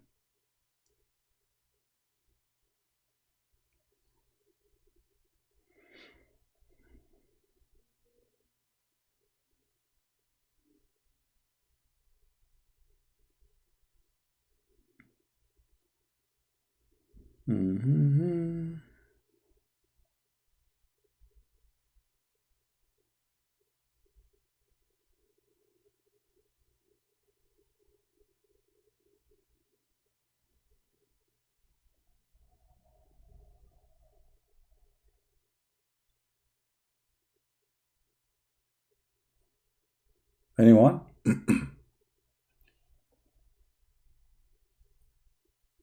So you made me open Skype, go in Skype. Do you know how? Okay, I will tell you how hard the process to go in Skype. You go in Skype, you put your username, password, and then you have to say Inshallah. Because if you don't say Inshallah, you will enter into half Skype, not the whole Skype. You remember the story of a Prophet Solomon when he said, I'm going to have sex with all my 99 wives, but he forgot to say Inshallah, so he will make them pregnant. But he forgot to say Inshallah. Here we go. He got only half a child. So you made me go in Skype, and I forgot to say Inshallah, and now I have half Skype. Who wanna half Skype me? Is it true, Muslims, that if you don't say Inshallah, you cannot make your wife pregnant? Is that true? Brother, do you think if I say Inshallah to my wife, I'm not married, but when I get married, Inshallah, brother. So if she take off her clothes and now she took off her panty, do I need to have sex with her, or it's enough just to say Inshallah and she will get pregnant? I mean, obviously there's no need for sex. Just say Inshallah, she will have a baby. Hey wife, take off your clothes. Why, honey? Because we want to have a baby. Hello? Okay, I'm so excited. You did not do it for a long time. Keep it dreaming. I will never do it. So what you will do? I will say Inshallah. Unbelievable wisdom. This is very wise. The Prophet, how he knew this? How the Prophet, he knew that if you don't say Inshallah, you cannot make your wife pregnant? You tell me. It's impossible unless he is inspired by God.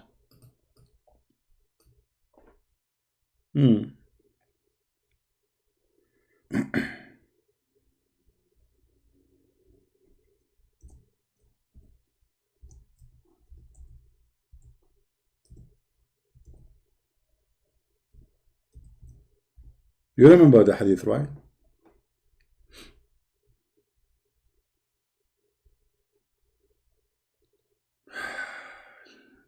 Man, Prophet Muhammad is amazing.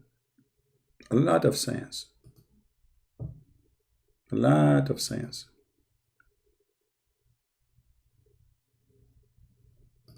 A lot of science. A lot of science. A lot of science. Sorry, the city is stuck, so I have to repeat. A lot of science.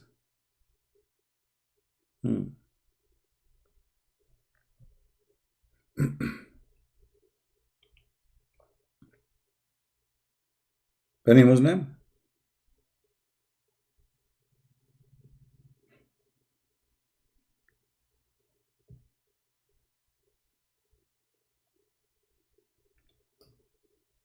And you know, if you have a corona, and let us say corona caused you to cough and your stomach is hurting, the doctor, he will give you a medicine.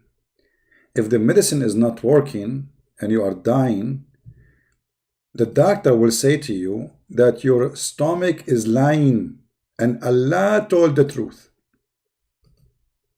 You remember this hadith, no? Have you ever heard of a doctor saying to the patient, your belly is lying?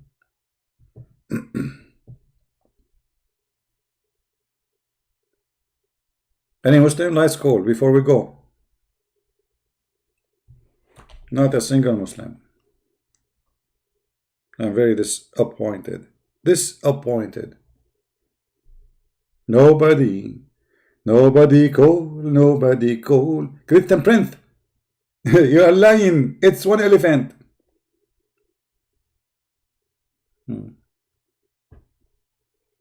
Anyone? Anyone elephant?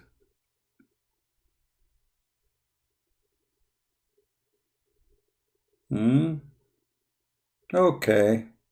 Well, how many of us, because I noticed that not many of you guys downloading the videos and doing what should be done. I noticed that the number of people look like nobody care. Uh, right now, after I finish, maybe 2 hours, 3 hours from now, I will delete all the last few videos we have in the last week. So yes, I delete my videos. I don't keep them. So please download the videos and share them with your friends. Don't make the work we do here go for nothing. All right? Because those videos are very important. Somebody, the Muslims, they try to fool him. They try to deceive your children, try to make them convert to Islam by lying to them. So what we do here is extremely important. It might be funny for you, but for me, it's not really funny. But let us say a teacher who makes his student excited in the class, he knew what he's doing. So I don't want people to be yawning, sleeping, and forgetting what we say. So this is why we make it mixed with comedy. Islam is a joke, that's obvious. Muhammad is a stupid, that's not the question. But I add my own flavor to the teaching so you guys remember it easy and you will not leave here with nothing. Because, jokes, they stay in your brain. Speeches, they will not usually. So if we can make the speech a joke, and at the same time we put the information there, that will make it stay in your brain for a long, long time. All right?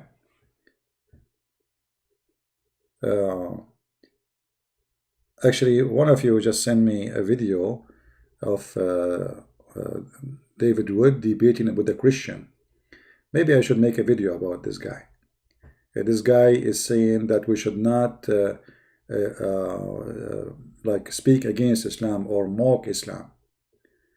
I should give him a shower maybe. That is stupid to say. Anyway, I want to say thank you all for being here. Thanks for all the supporters who support me doing nothing, which is beautiful. And they are taking my songs and selling them in the market, which is not fair. I heard that some of you, they are taking my painting and putting it in the museum under his name, which is not fair. This is my painting, like the Prophet teaching breastfeeding for adult. Somebody told me that my painting now exists in an adult museum for porn, which is not fair because this is my drawing, brother. Man, I mean, you cannot share anything these days with people. They will use it and they will take it, I mean, what's wrong with you? And then the Muslim, they will say, did you say to her, suckle me? Suckle me. Here we go. Christian prince, Christian predator. He said to her, suckle me. Hey, this is your prophet, you idiot, said, suckle me, not me, donkey. So the one who said to a woman, suckle me, he is a sexual predator. It was your prophet saying that. Oh, this is a new song. Suckle me now, suckle me tomorrow, suckle me. Nobody, nobody can suckle me except you. MashaAllah, Alhamdulillah, suckle me. Prophet teaching suckling, adult suckling, suckle everyone, everybody. Nobody, nobody, Unbelievable. I mean, this is a true prophet. He's a very open-minded to the point his zipper never closes. I mean, this is how you know if a person is open-minded or not. You look at his zipper. The zipper of a Prophet Muhammad is always open. Open-minded. Very open-minded, brother. Prophet, why your zipper is open? Christian Prince, you are stupid. First of all, I don't even have a zipper. Oh, okay, sorry, I thought you have a zipper because it's open really wide. And by the way, we see nothing because it's so small. Unbelievable. Oh boy. Okay.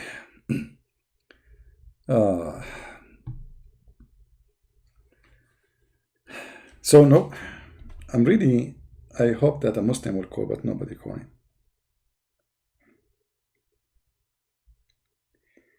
All right, okay. I got only text from Christians.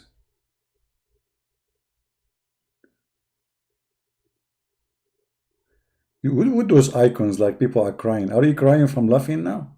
What you would do if you attend my classroom for real? Huh? What you would do? What you would do?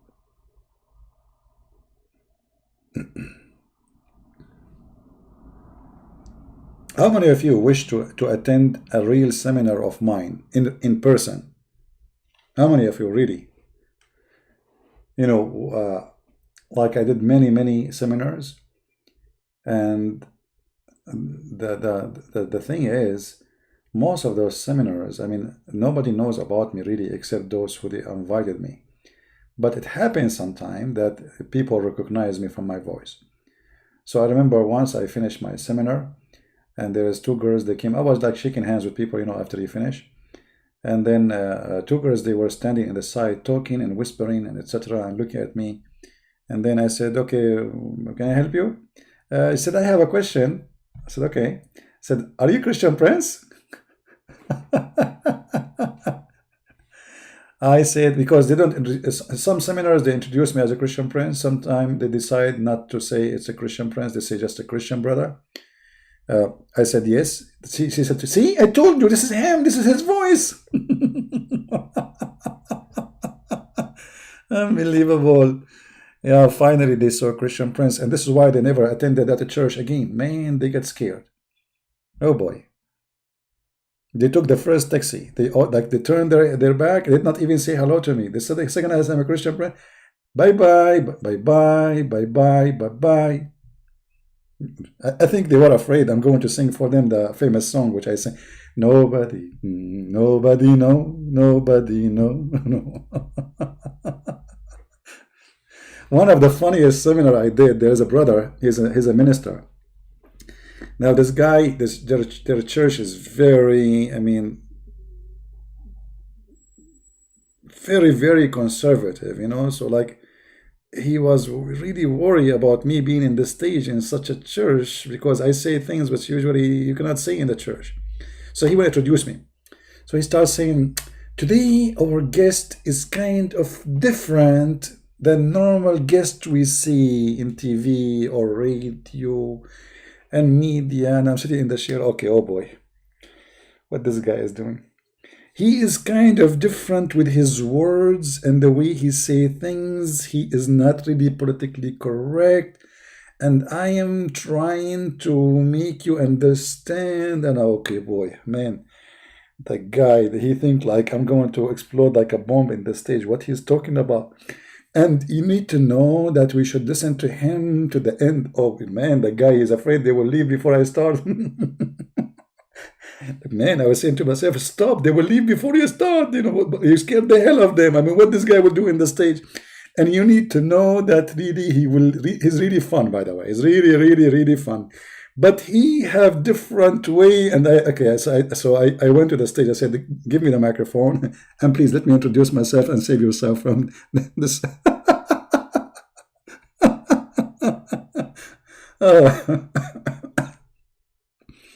The poor guy was sweating all over. He did not know what to say, how to say it. Get ready. Tsunami is coming.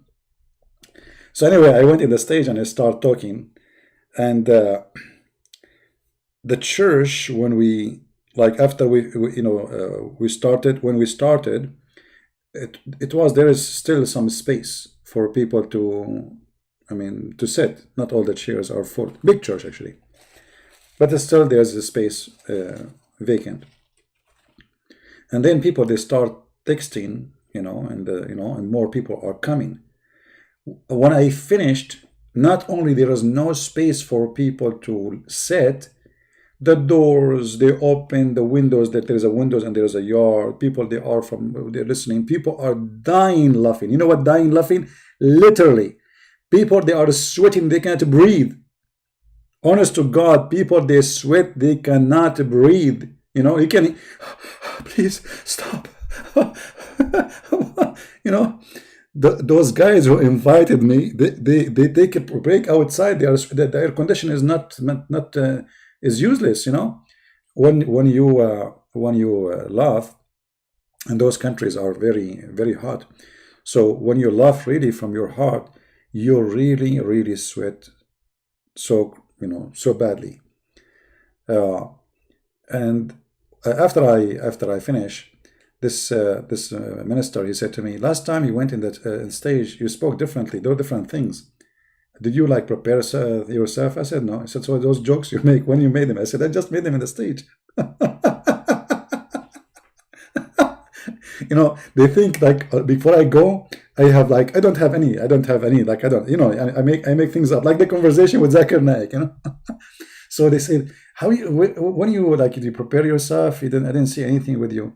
I said no, I just made them. I said, so all this funny stuff, it just like out of the bloom. I said, yeah, just say it. Said, how you can do that? I said, this is me.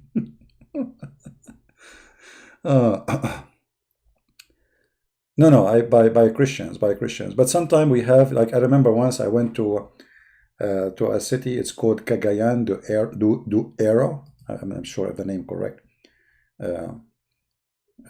Let me search the name. Anyway, that territory is full of Muslims. This is where the Muslims, as ISIS in the Philippines, they took over a city, Marawi. Cagayan do Oro. Let me see if I'm saying the name correctly. Yeah, anyway, so when I went in this town, first of all, like they were waiting for me in the airport. The airport, right away you arrive, you in the front of the airport, there's a flag of ISIS in the Philippines. Imagine. There's a mosque. Everybody in the airport is a Muslim. They have beard. I mean, right away you feel like you think you are going to Indonesia,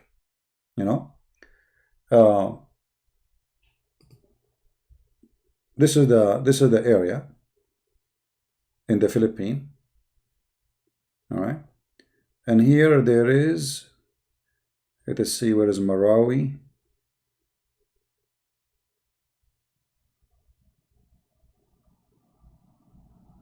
Anyway, so. There was a present in the front. When the Muslims came, the pastors of the church, they put them in the front seats, in the front of me, right away in the front. And there was one Filipina with them. Supposedly she is a princess. Those the people, they have a tribe. They have a tribe, and they have like those tribe. They have leaders. So she is a princess of the head of the tribe. And this Filipina, she was a Muslim and she became a Christian later. She was born from a Muslim family, and then she became a Christian after that. And there was like a long line of Muslims, and actually the Muslims, they were dying laughing. I mean, not even one of them he got upset. One of them, he asked me if he can get a CD of what I am saying. I said, we don't have a CD really, but you can ask the church if they are recording anything, they can give it to you. Yeah, so the Muslims, they were laughing, and depend what kind of Muslims you are talking about. There is the most of them, they don't know what this cult is about. They were laughing, having fun. And they said, this is all is true. I mean, this is crazy. This is how, yeah.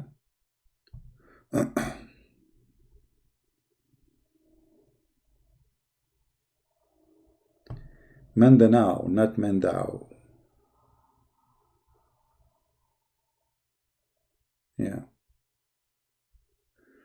Anyway, I did seminars in many places, not only in the Philippines.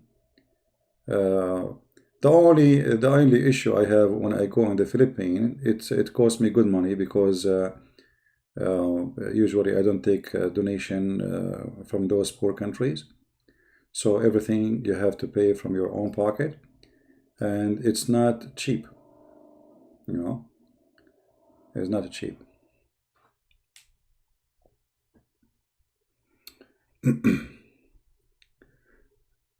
Philippines is beautiful, but I'm really worried about Filipinos these days because of this corona.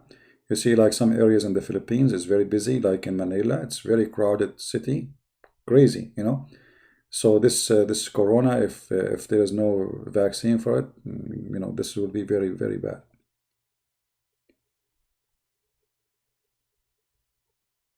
What do you do with Muslims who pick up and choose hadith? No problem. They can do that.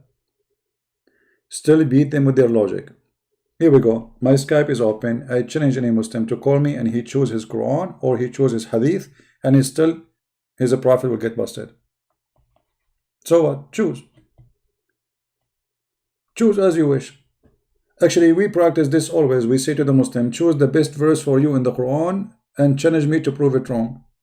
Isn't this what always we do? Right?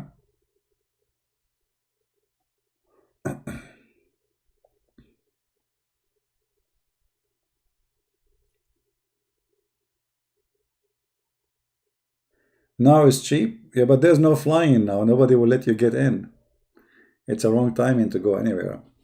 Otherwise, you see, I don't really mind. But for me, I don't prefer to go in an airplane in the time of such a thing. You have to be smart. Because sitting in an airplane for many hours, a small box. So if there's only one person is infected, he can infect you, Now, some people, they say, well, aren't you a believer? So what if you're a believer? A believer should be smart, not a fool. So there's a disease, and the disease is a disease. This is not a joke. So a believer should not risk his life if he can avoid danger for no reason,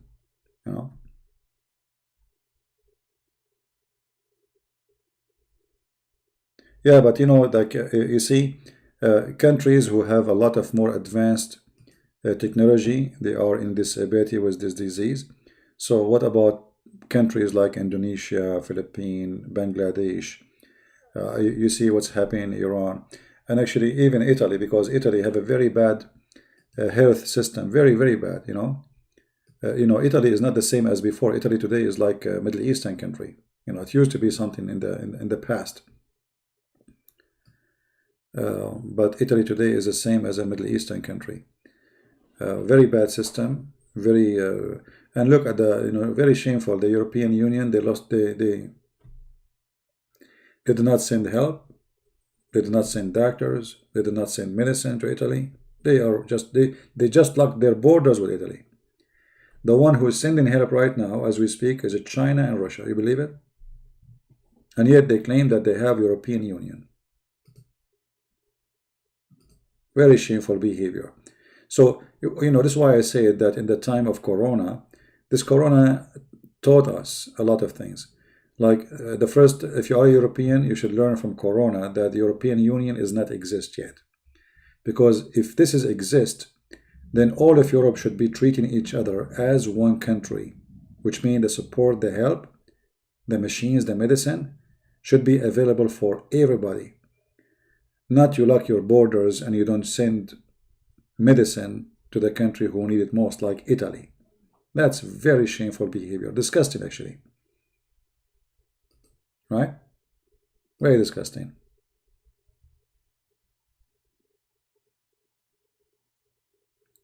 No, you should not go to the church in this time. Why you want to go to the church at this time? You see, Jesus said, the one who want to pray, he can pray in his closet. Correct?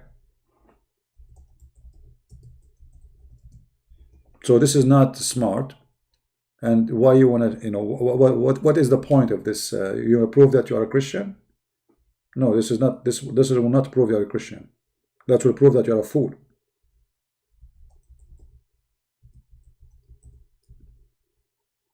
Right? Because first of all, when you go, let us say you don't care about getting sick, but then you will go home. You will make your children sick. I mean, what kind of a hero you are?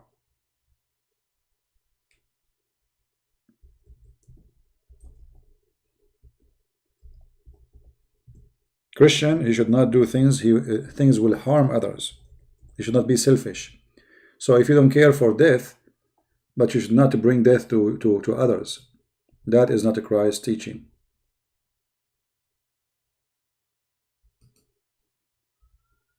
And if you want to pray, you can pray. Jesus said, go to your closet and pray.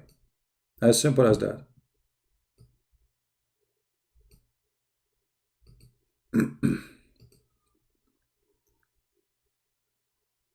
You can pray in your basement, you can pray in your bedroom, you can pray standing, you can pray even sleeping, you can pray when you are eating, you know. And you do not need to pray, you know. Jesus said, don't be the same, you know, as those who repeat their prayer, blah, blah, blah, blah, blah, you know, like Muslims. Don't do that. Don't repeat your prayer. That is not from God and not for God.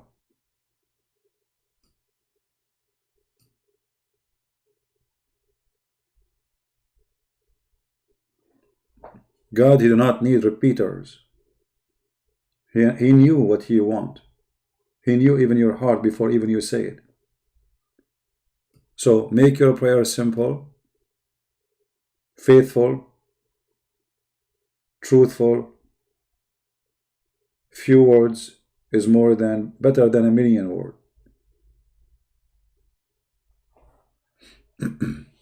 Mosque whenever you go.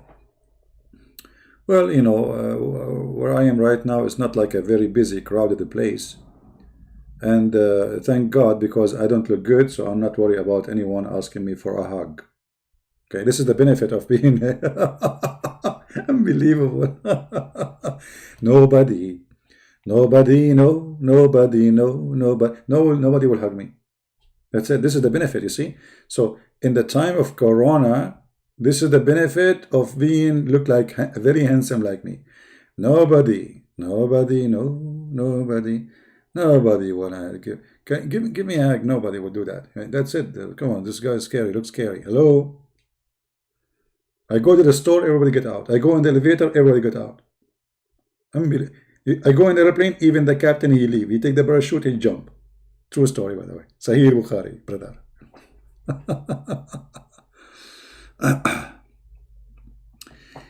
Yeah, you know, thank God, I'm very, you know, my health is good. But you cannot just say, okay, I'm healthy, and that's mean I can fight this virus. You never know. Virus can take you down. And if somebody die because of a virus, it doesn't mean he is bad or he is good, or you know, it's a virus. Come to the bad, to come to the good. You know, disciple of Jesus, they've been killed. Christians died by millions. Is that supposed to will make me look better? My friend, what Tom Cruise? Oh boy, I prefer to take a cruise full of corona not to look like Tom Cruise. What are you talking about, man? Why you want to be like Tom Cruise? By the way, you know, when you are a person who is attached to a famous star, you will see him handsome, but doesn't mean that he is really handsome, because you know the look is not really what driving you as much it is this guy is famous, so they make him a star in your eyes. They make him look so handsome. If you look at most of those people who hang their pictures, they didn't even look good at all. Can I talk right now? My father is around. I cannot talk. Can you answer the above? Okay.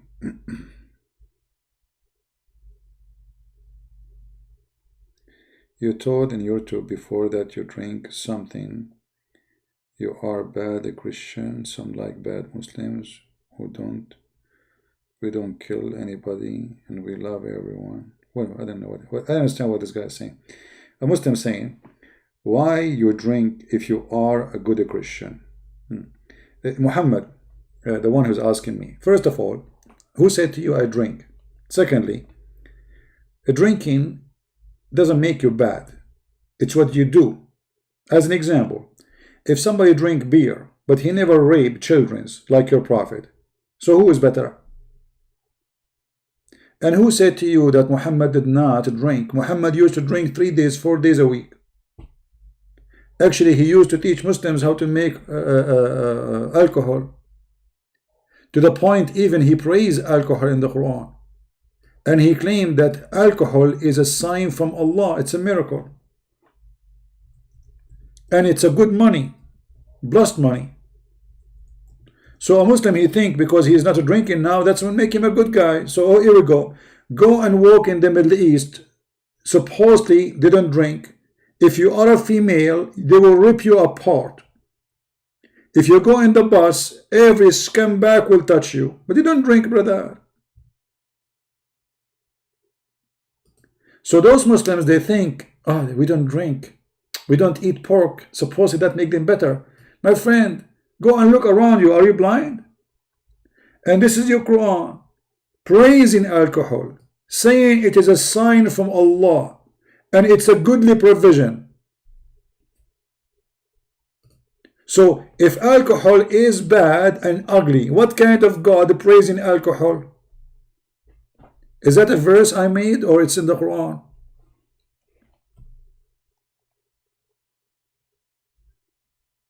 He's saying he cannot talk right now.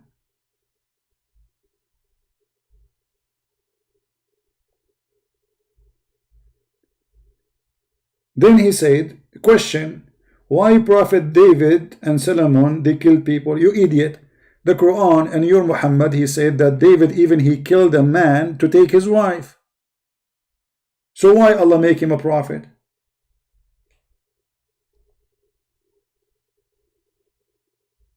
What's wrong with you?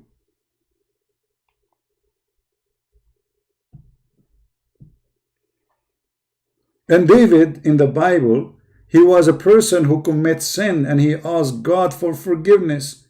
If you read the book of Psalm, you will find that David is all the songs supposedly he is asking for forgiveness.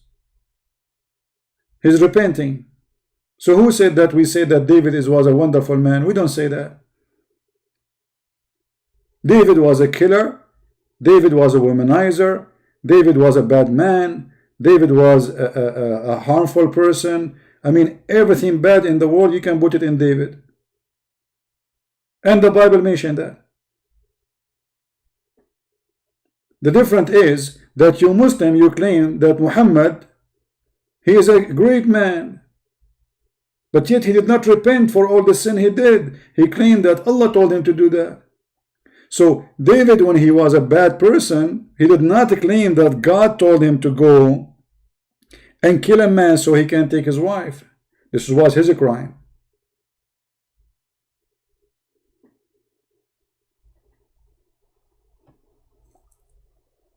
You Muslims, you claim that the crimes of Muhammad are not crimes, are good deeds.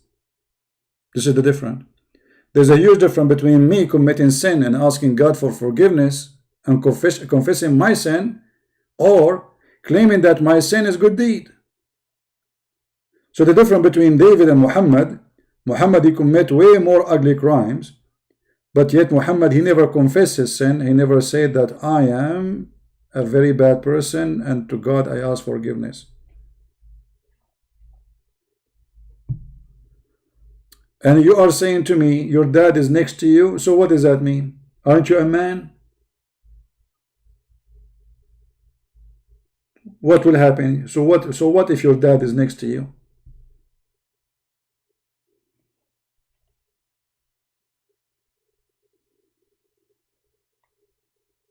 I mean, look at those questions he gave me. They are funny, stupid.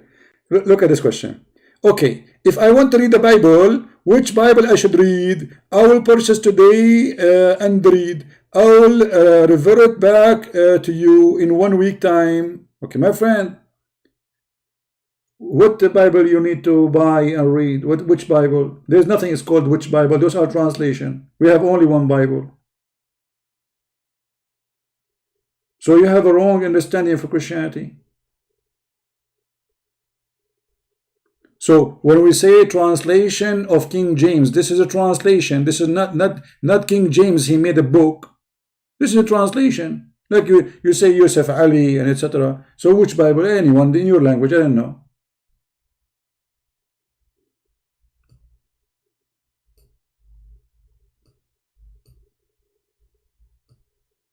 Be smart, be vigilant. I'm not trying to put you down, my friend. I'm trying to speak to you as an adult. Be an adult.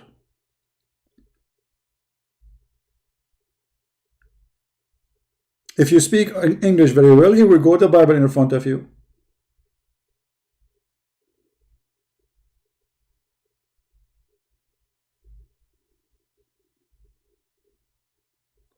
Do you remember, guys, the gentleman, the doctor, what his name? I forgot his name. The one who he argued with me for 2 hours and then I hang up on him. What was his name? Dr. what? I forgot. This is just 10 days ago, 15 days ago. He sent me a message saying, God bless you for showing me all those things, which means he agreed with me and maybe he left us now. Hamoudi, Dr. Hamoudi. Dr. Hamoudi, yeah. Yeah. He sent me a message saying, God bless you for showing me all those things, which means he agreed.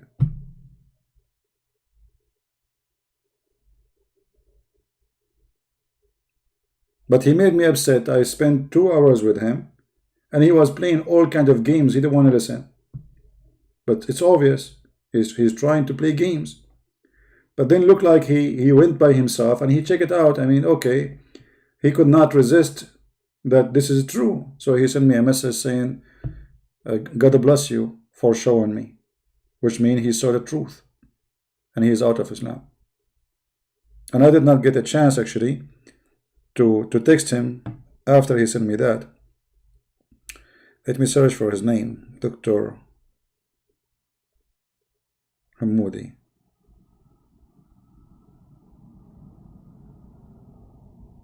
Okay, let me send him a text message.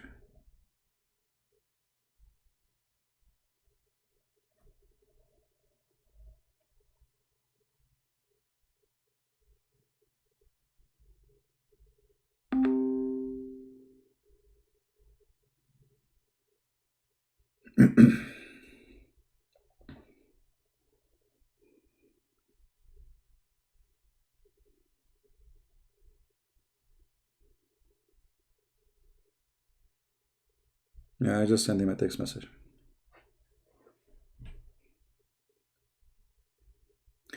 Okay, I'm going to stop this broadcast and maybe tomorrow I will make a video about a debate happened between brother David Wood and a guy who's supposedly Christian. His name, I think, Samuel Nisan, something like this. Maybe I should not talk about this person as a person. I don't care for him much. But I care that there are some Christians, they claim to be Christian, but they are deceiving people. Claiming that we as a Christian, we should not attack Islam.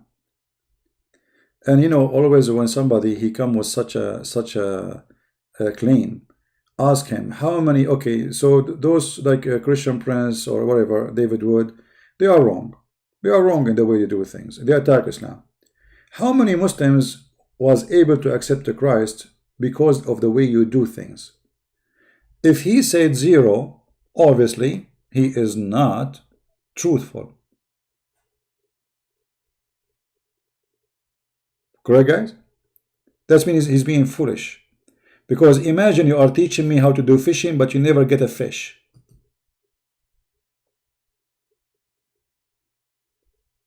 Right?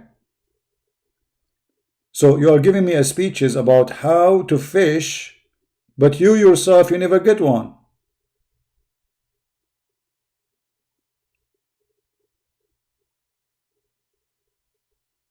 And that is called foolishness. Those people we should not listen to. They are speaking foolishness and they are not being Christians. They are trying to stop you, actually. They are used by the devil to stop you from doing the work which we should do as a Christian. I remember once a bishop, he's a very old man. I respect him, actually. He's a good man.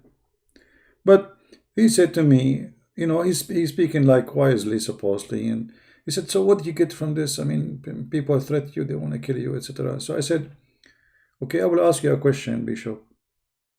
How many Muslims accepted the Christ until now in your age? He said, no. I said, ask me the same question. That's all. I do not need to debate you. I said to him, ask me the same question. And you are saying to me, what is the benefit? What is the benefit, Christian Prince, of what you are doing? Well, ask me the question. The benefit is so clear. A lot of Muslims left Islam. What do you want more? It's like a person want to teach you how to swim, but he never jumped in the water before.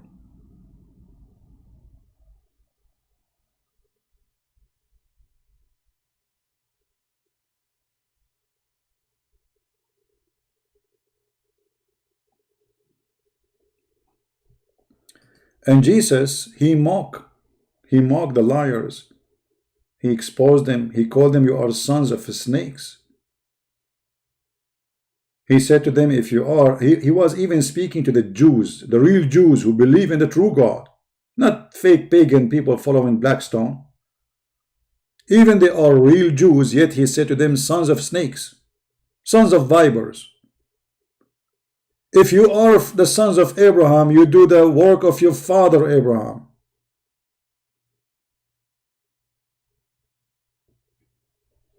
Right? So don't make those people fool you. We have enough foolishness. Islam exists actually because the Christians are not taking a stand to expose this cult. So a Muslim, he come to your child, and your child did not know anything about Islam. His family did not teach him. The church did not teach him. The priest did not teach him. So he go and he face a Muslim, and the Muslim, they start hitting him with the questions, and your child will be a victim of deception because he never been taught. Because we should not mock Islam. We should not say to a Muslim, you are wrong. He said in the video actually, we should, if we want to teach a Muslim that 2 plus 2 plus 4 is 6, is not by saying it's not 7, not 8, not 10, by saying it is 6. That's stupid. Because first of all, this is not about mathematics, and your example is very silly. Secondly, if you don't show him what is wrong, then how will he know what is not wrong? So what do you mean we don't say to him 7, it's not 7, it's not 8?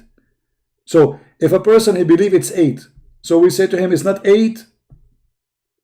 We don't say to him that?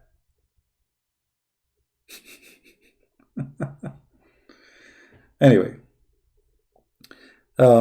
maybe tomorrow I will try to make a video about him, so we can, get those people busted. And don't listen to them. Never listen to those people. They come to you, they are like sheep, soft, kind, but they are like snake.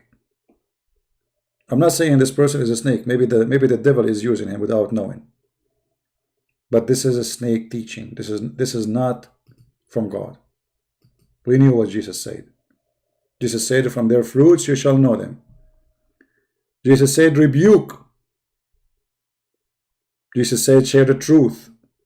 Jesus said, don't swear. Either you say yea, yea, or nay, nay. Jesus said, whoever denied the Father and the Son, he is an Antichrist. As simple as that. So if the person, he says, you are a son of a viper, that is not a Christian. That means Christ himself is not a Christ. Because he is the one who said that. So those evil ones, they quote a verse for you from the Bible, and they make it from the verse a story. It's a book, it's not a verse. You want to learn about Jesus, you read his words, not a verse only. Otherwise this verse will be misquoted, misused by a liar.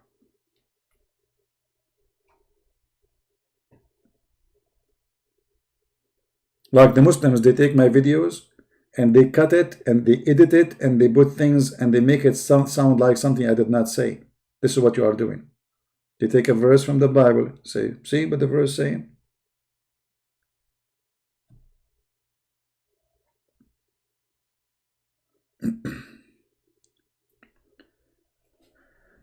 Anyway, I think we have enough for today. I will change the timing for the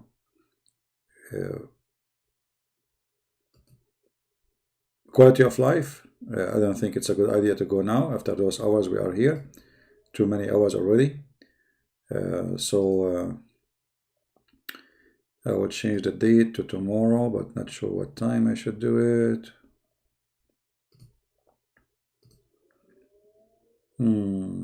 What time tomorrow I will do it? Okay, I will do it maybe. Okay, I forgot to tell you something. There's a new song I just wrote right now, and I would like to share it with you. Nobody know it, you know? Nobody know it. Nobody know, nobody know, nobody know, nobody, da-da-dum, nobody.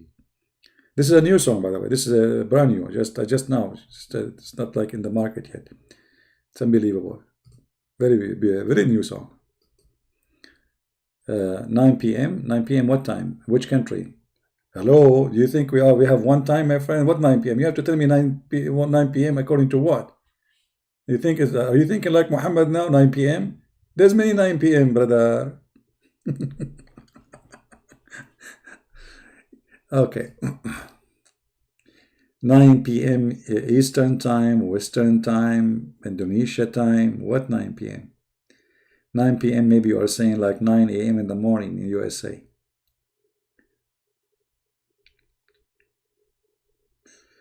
Okay, let's see.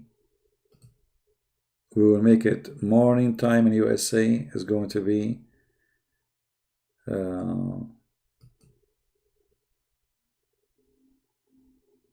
yeah. Okay, you check the time in the video there, and you will find out what is the time for tomorrow. Arab time. If it's Arab time, that's mean will never happen. You know, when an Arab guy he says to you, "I will be there at 6 o'clock," that means maybe in the coming 6th century, 600 years, 6,000 years. You know, yeah. You call the electric company, you say to them, we lost electricity. They say to you, Inshallah, we will fix it. And then you wait 1 day, 2 days, 3 days, 4 days, 5 days, 7 days. You call them again. Brother, we have no electricity here.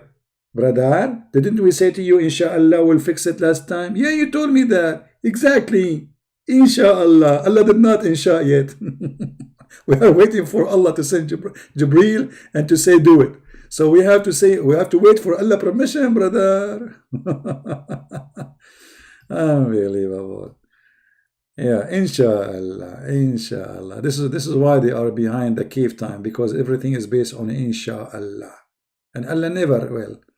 If Allah will. And Allah never will. Allah is asleep. He's snoring. The only thing can wake up Allah is a song written by a famous singer. His name is Nobody know, oh nobody know, nobody know, nobody. And then Allah, Kusha Prince is singing again. I cannot sleep with this guy. I mean, what's wrong with this guy? He can't stop singing this song. I'm going to explode. Can you stop him, please? Stop this guy. Do something.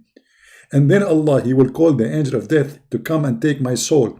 And the angel of death, he will come like a fly. He's in my window now.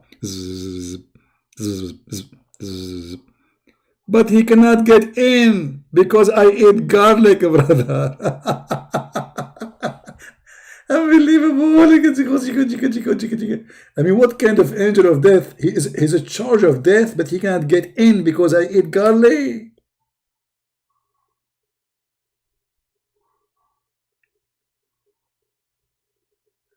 Mean. Look like Allah did not have angels, he have Dracula. By the way, how many of you know the true story of Dracula? I went to the castle of Dracula. Actually, I took a video there too. Dracula was not a bad person, and all those fiction lies about him, it's lies. This is not true. You know, garlic and killing people, sucking their blood, crazy stuff. No. Dracula is a good man who fought the Turkish occupation. And he really sacrificed a lot to fight the occupation of the Turkish. And this is how the media can corrupt a real person story. Fabricate a story about him. This person is not a bad person. Yeah. He is not a bad person. But a movie make you believe in things which is absolutely false. So never take your stories from movies. Never. Yeah, the person was fighting the Turkish occupation, and the Turkish, they hate him to death. You know?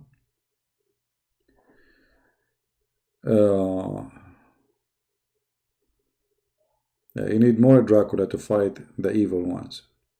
So you see how media can corrupt stories and damage the reputation of a good man? A person who is a hero, defending his country, defending the Christians, they made him a blood drinker, an evil man, blah, blah, blah, blah. He have teeth coming. By the way, he have the teeth in the movie. I don't know. I noticed I have teeth like this. I have one tooth left, to be honest with you. And I have to admit, after I start singing, my teeth is coming back. They are growing, especially with the song like nobody, nobody know, nobody know, nobody know, nobody. Since I start singing this song, my teeth is growing back. You know, so if you like practice it, you will see that it's called the Prophet Muhammad medicine. This song, you know, you sing it, you are fine. Your teeth grow, your hair grow. Even the hair can grow in the wrong location. So like if you are a person hoping that your hair will grow on your head, it might grow on your tongue, which is very nice. I mean, who cares? That still will protect you from corona, you know. Anyway, I want to say thank you guys for being here, and we will try to be here tomorrow, but in the quality of life account. And if you did not subscribe there yet, please, you can go to Patreon, click at the videos, and you can find the channel. And by the way, those who they are in Patreon, some people think that people who they are in Patreon, they are donating. I mean, everybody there is donating to me. No, you can be in Patreon and you do not donate a penny to me. All right? It's just like Facebook. So all this number, not all of them, they donate. Very, actually, I don't know how many exactly, but there is a huge number of those who they are there, they are not donating. So when we say subscribe in Patreon, does not mean you are going to donate. Still, you can be updated, etc. And you know, most of people actually they cannot even donate. Even if the one they like, there's some people they don't have a credit card. There's people. So Patreon, you see, I don't do my work for people who donate. I do my work for all of you. You are poor, you are rich, you have money, you don't have money. I don't care. I don't care really. You know, the one who donate, I appreciate them. They support what I do, and that is very blessed. You know, a great blessing from the Lord, using those good people.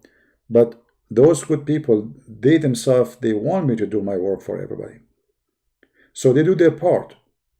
But don't ever think that my work is done for those who donate. My work is done for everybody, starting with the poor before the rich.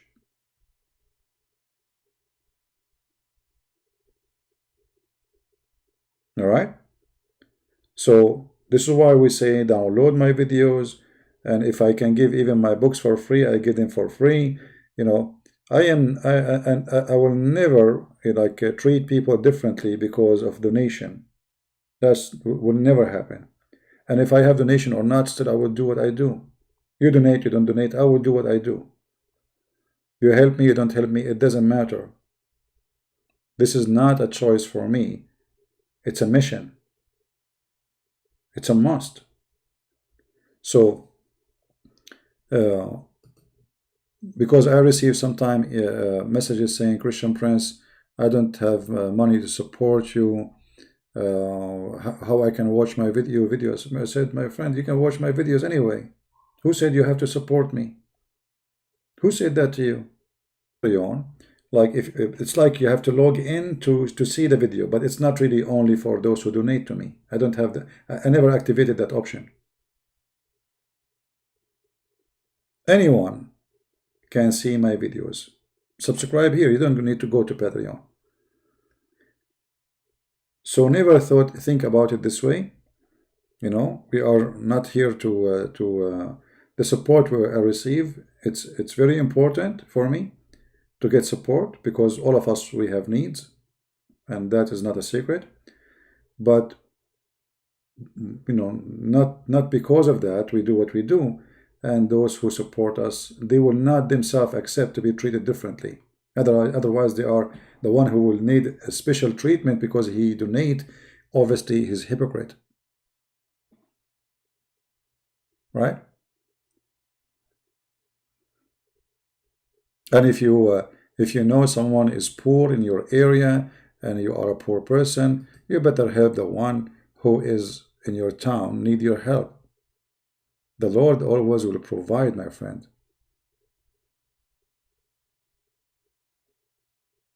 Like now we have this corona madness.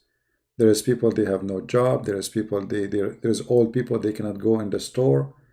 They are afraid to get out because this disease can target easy the old ones. So we have a duty as a Christians.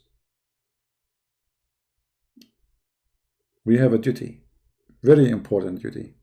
And actually, right now, because of this corona, can be a great opportunity for us to reach out to people who need help. To be a real Christians. If you have extra money, you can buy some food for somebody, buy food for somebody. If you know an old woman, old man, they have no family, nobody to take care of them, take care of them. And you will receive an amazing blessing from the Lord. And you are not doing it, by the way, because you are waiting the Lord, he will give you a reward. No, but he will anyway. For he said, I was hungry and you feeded me. I was a prisoner and you visited me. I was sick and you came to me. I was a stranger, you took me in. All those things you do it to anyone, you are doing it to Christ. So when we help each other, doesn't mean that we help a person because we are waiting for an exchange. He will do something for me. That is not a Christian fellowship. A Christian, he help no matter what is the response. I help Muslims. Some of them, they pray for my death. Some of them, they wish they can kill me. But I still love them and I will help them. And many of them, they leave Islam and they come to Christ. I'm not expecting from them anything positive. But still, I do my duty. So if we help Muslims, what about helping Christians, poor Christians in your area? People who have no family. An old woman, she cannot get out. An old man, he have nobody to take care of him. Imagine that one day, you yourself, you get old and you have nobody.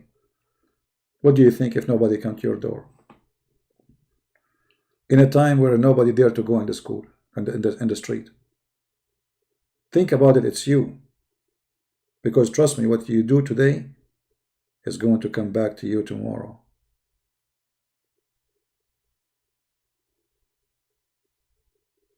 So, helping others is a Christian-like, Christ-like,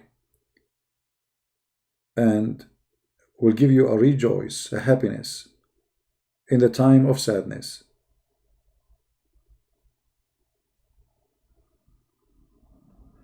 And you can even help people not only by supporting them by food, etc. Sometimes maybe they have money, but they don't have anyone to talk to. They don't have anybody to do shopping for them. So if you know a neighbor, she is old, he is old, knock at their door. How can I help you? There's something I can do for you. You will see how much happy you will make them. Because they will see, they will feel that God is still there. God, the people of God is there. A stranger coming to my door asking me, do you need anything? This is something very beautiful. We should maintain. The teaching of Christ should never die.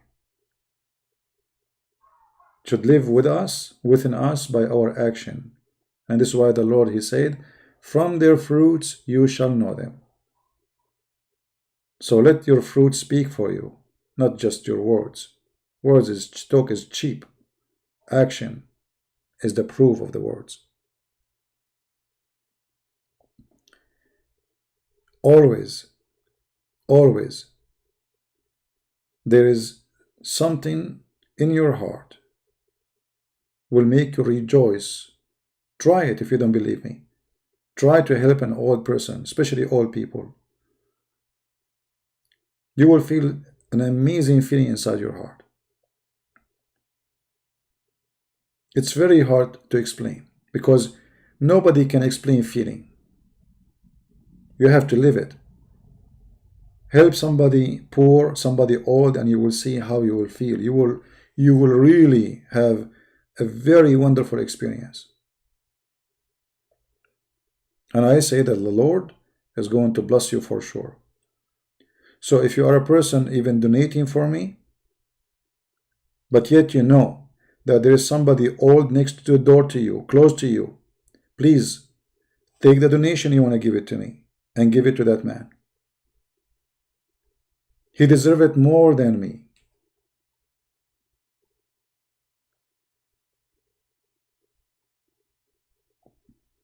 Those people, they need a special care from us.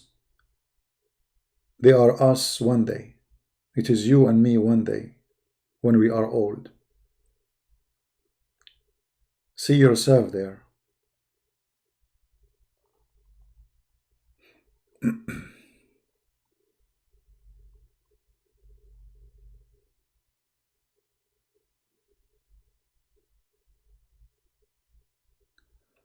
Well, Christian, okay, you have to be like you can help, but not directly by you, maybe because you're a stranger, and maybe that will make you being targeted because you are a foreigner. But you can go to a church minister, somebody you know, and you can help through them. Not necessarily you do it directly, right? Not necessarily you do it directly. There's many ways to help. Like if you are a stranger and then you show that you have money, maybe some criminals, they will target you because you're a foreigner. So you have to be careful in this case. But there is Christian churches, there is ministry, they do help poor, etc. Go and see how you can help. Maybe you can do even volunteer help with the churches.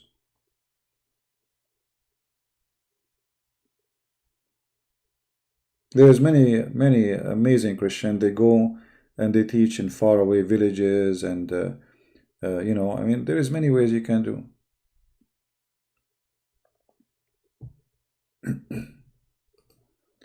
Help always can come in many ways. Always you have to be vigilant, smart, and don't cause harm to you or to those who you are helping. So every place, every situation is different. So it's you who make the decision how it's going to be.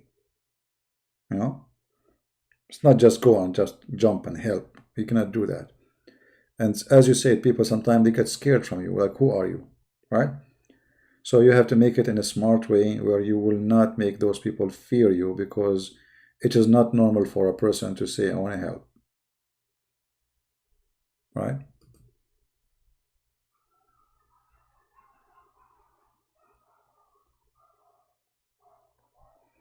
All right, Linda. We are Indonesian, have many brothers and sisters, but put subtitle in your video. Well, I don't know. I think I have it an option that a subtitle should be activated automatically, but look like it's not working. But what you can do, you can download the video to your channel and activate the subtitle. Will be added there. The automatic one.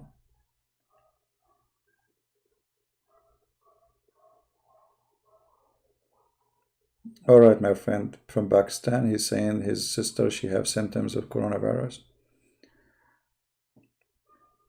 You see, in our heart, we pray for everybody, sick or not. But don't make this virus terrify you. Be a believer. You see, I don't like to get sick, for sure. Nobody like to get sick. Nobody like to be tortured by a disease and etc. It's ugly. But don't make the fear of illness kill you before the illness itself. Because the problem is, when we go in fear mode, then our immune system is weak. You see, when you are like, you remember Muhammad, he says, I was victorious by terror. He said, I was victorious by terror. This is the coronavirus. Muhammad himself. Terror can make you subdued to death. You are terrified already. Your body cannot resist because you are scared, you are terrified. It's like you are saying to your body, I'm dying, I'm dead, that's it. So don't let that happen to you. So if your sister, she have that, encourage her, tell her, even if you have it, you will overcome this. Don't let the terror destroy you, my friend. It's very important to have a spirit of a victory, not a spirit of a defeat. If you have a spirit of a defeat before the battle, you are defeated already.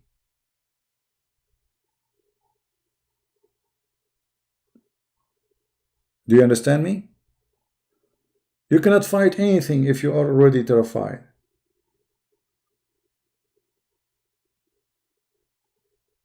A hero, he cannot be a hero if he is scared. Because the one who wants to save me himself is terrified. How he can save me? His knee is trembling. He can't even walk.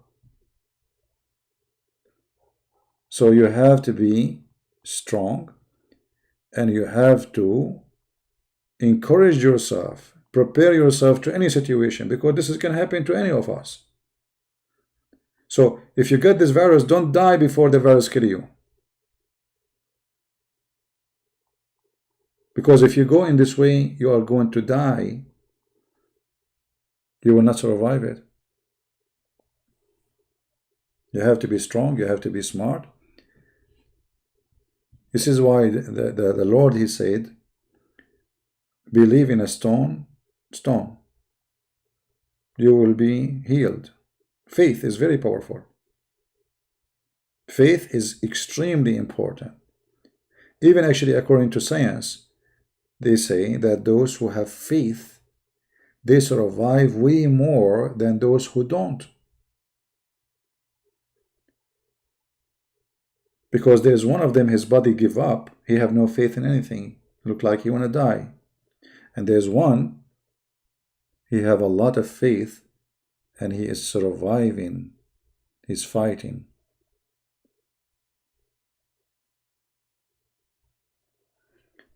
Maybe we should make a special video about this. And this is, by the way, for everything, not only about viruses and corona. Failure starts from you believe that you are going to fail. This is when you do fail. The second you feel that, or you convince yourself that you are going to face a failure, this is the time before the failure happens, you fail already. So you have to be careful, stay strong. Even if this ugly virus came to your life, God forbid, don't be terrified and don't be scared. Your faith will help you to overcome a very harsh time.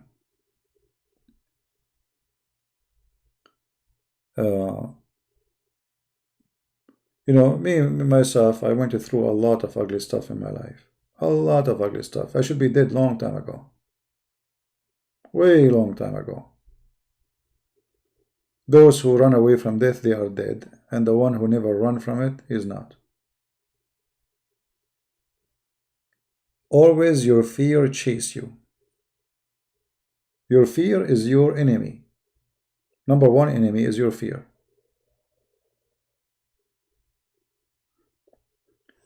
There is people, they cannot walk in the dark. Right? But the dark is not different from the daytime. Except you don't see. So because you have fear, you are a new person. You are a different person. You are not the person we know in the daytime. Fear, my friend, can change you, can humiliate you, can make the big man small tiny rat.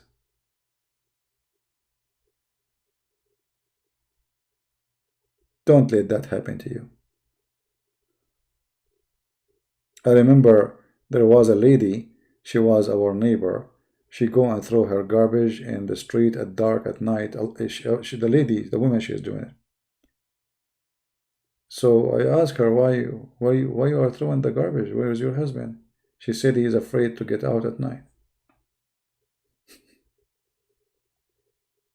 What a man. I feel sorry for her. The potato is scared to get out at night. The woman, she get out to throw the garbage. So the man is not a man no more, just because of fear. This is what fear can do. And this is why Muhammad said, I was victorious by terror.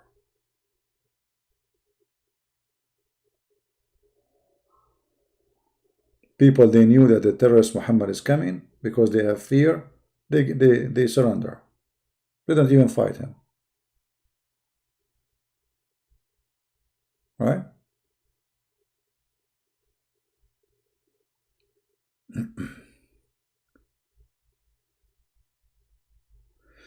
Anyway, I want to say thank you, and please pray for our brother there who have his sister, she have symptoms. Pray for everybody.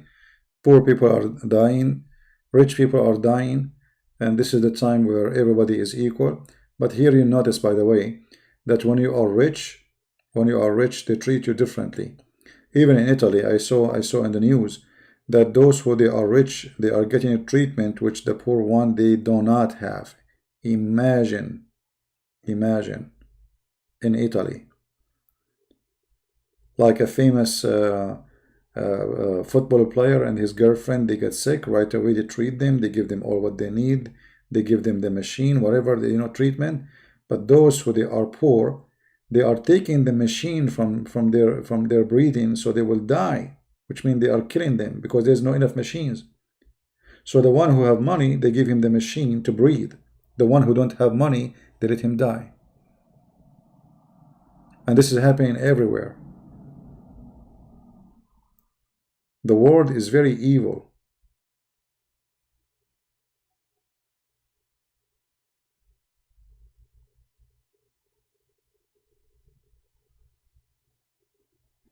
Very evil. Thank you guys for being here. And I will see you maybe tomorrow. God is willing. Christ is Lord. And Islam is getting busted. And don't forget to download the videos before we take them down. God bless you. Take care. Bye-bye.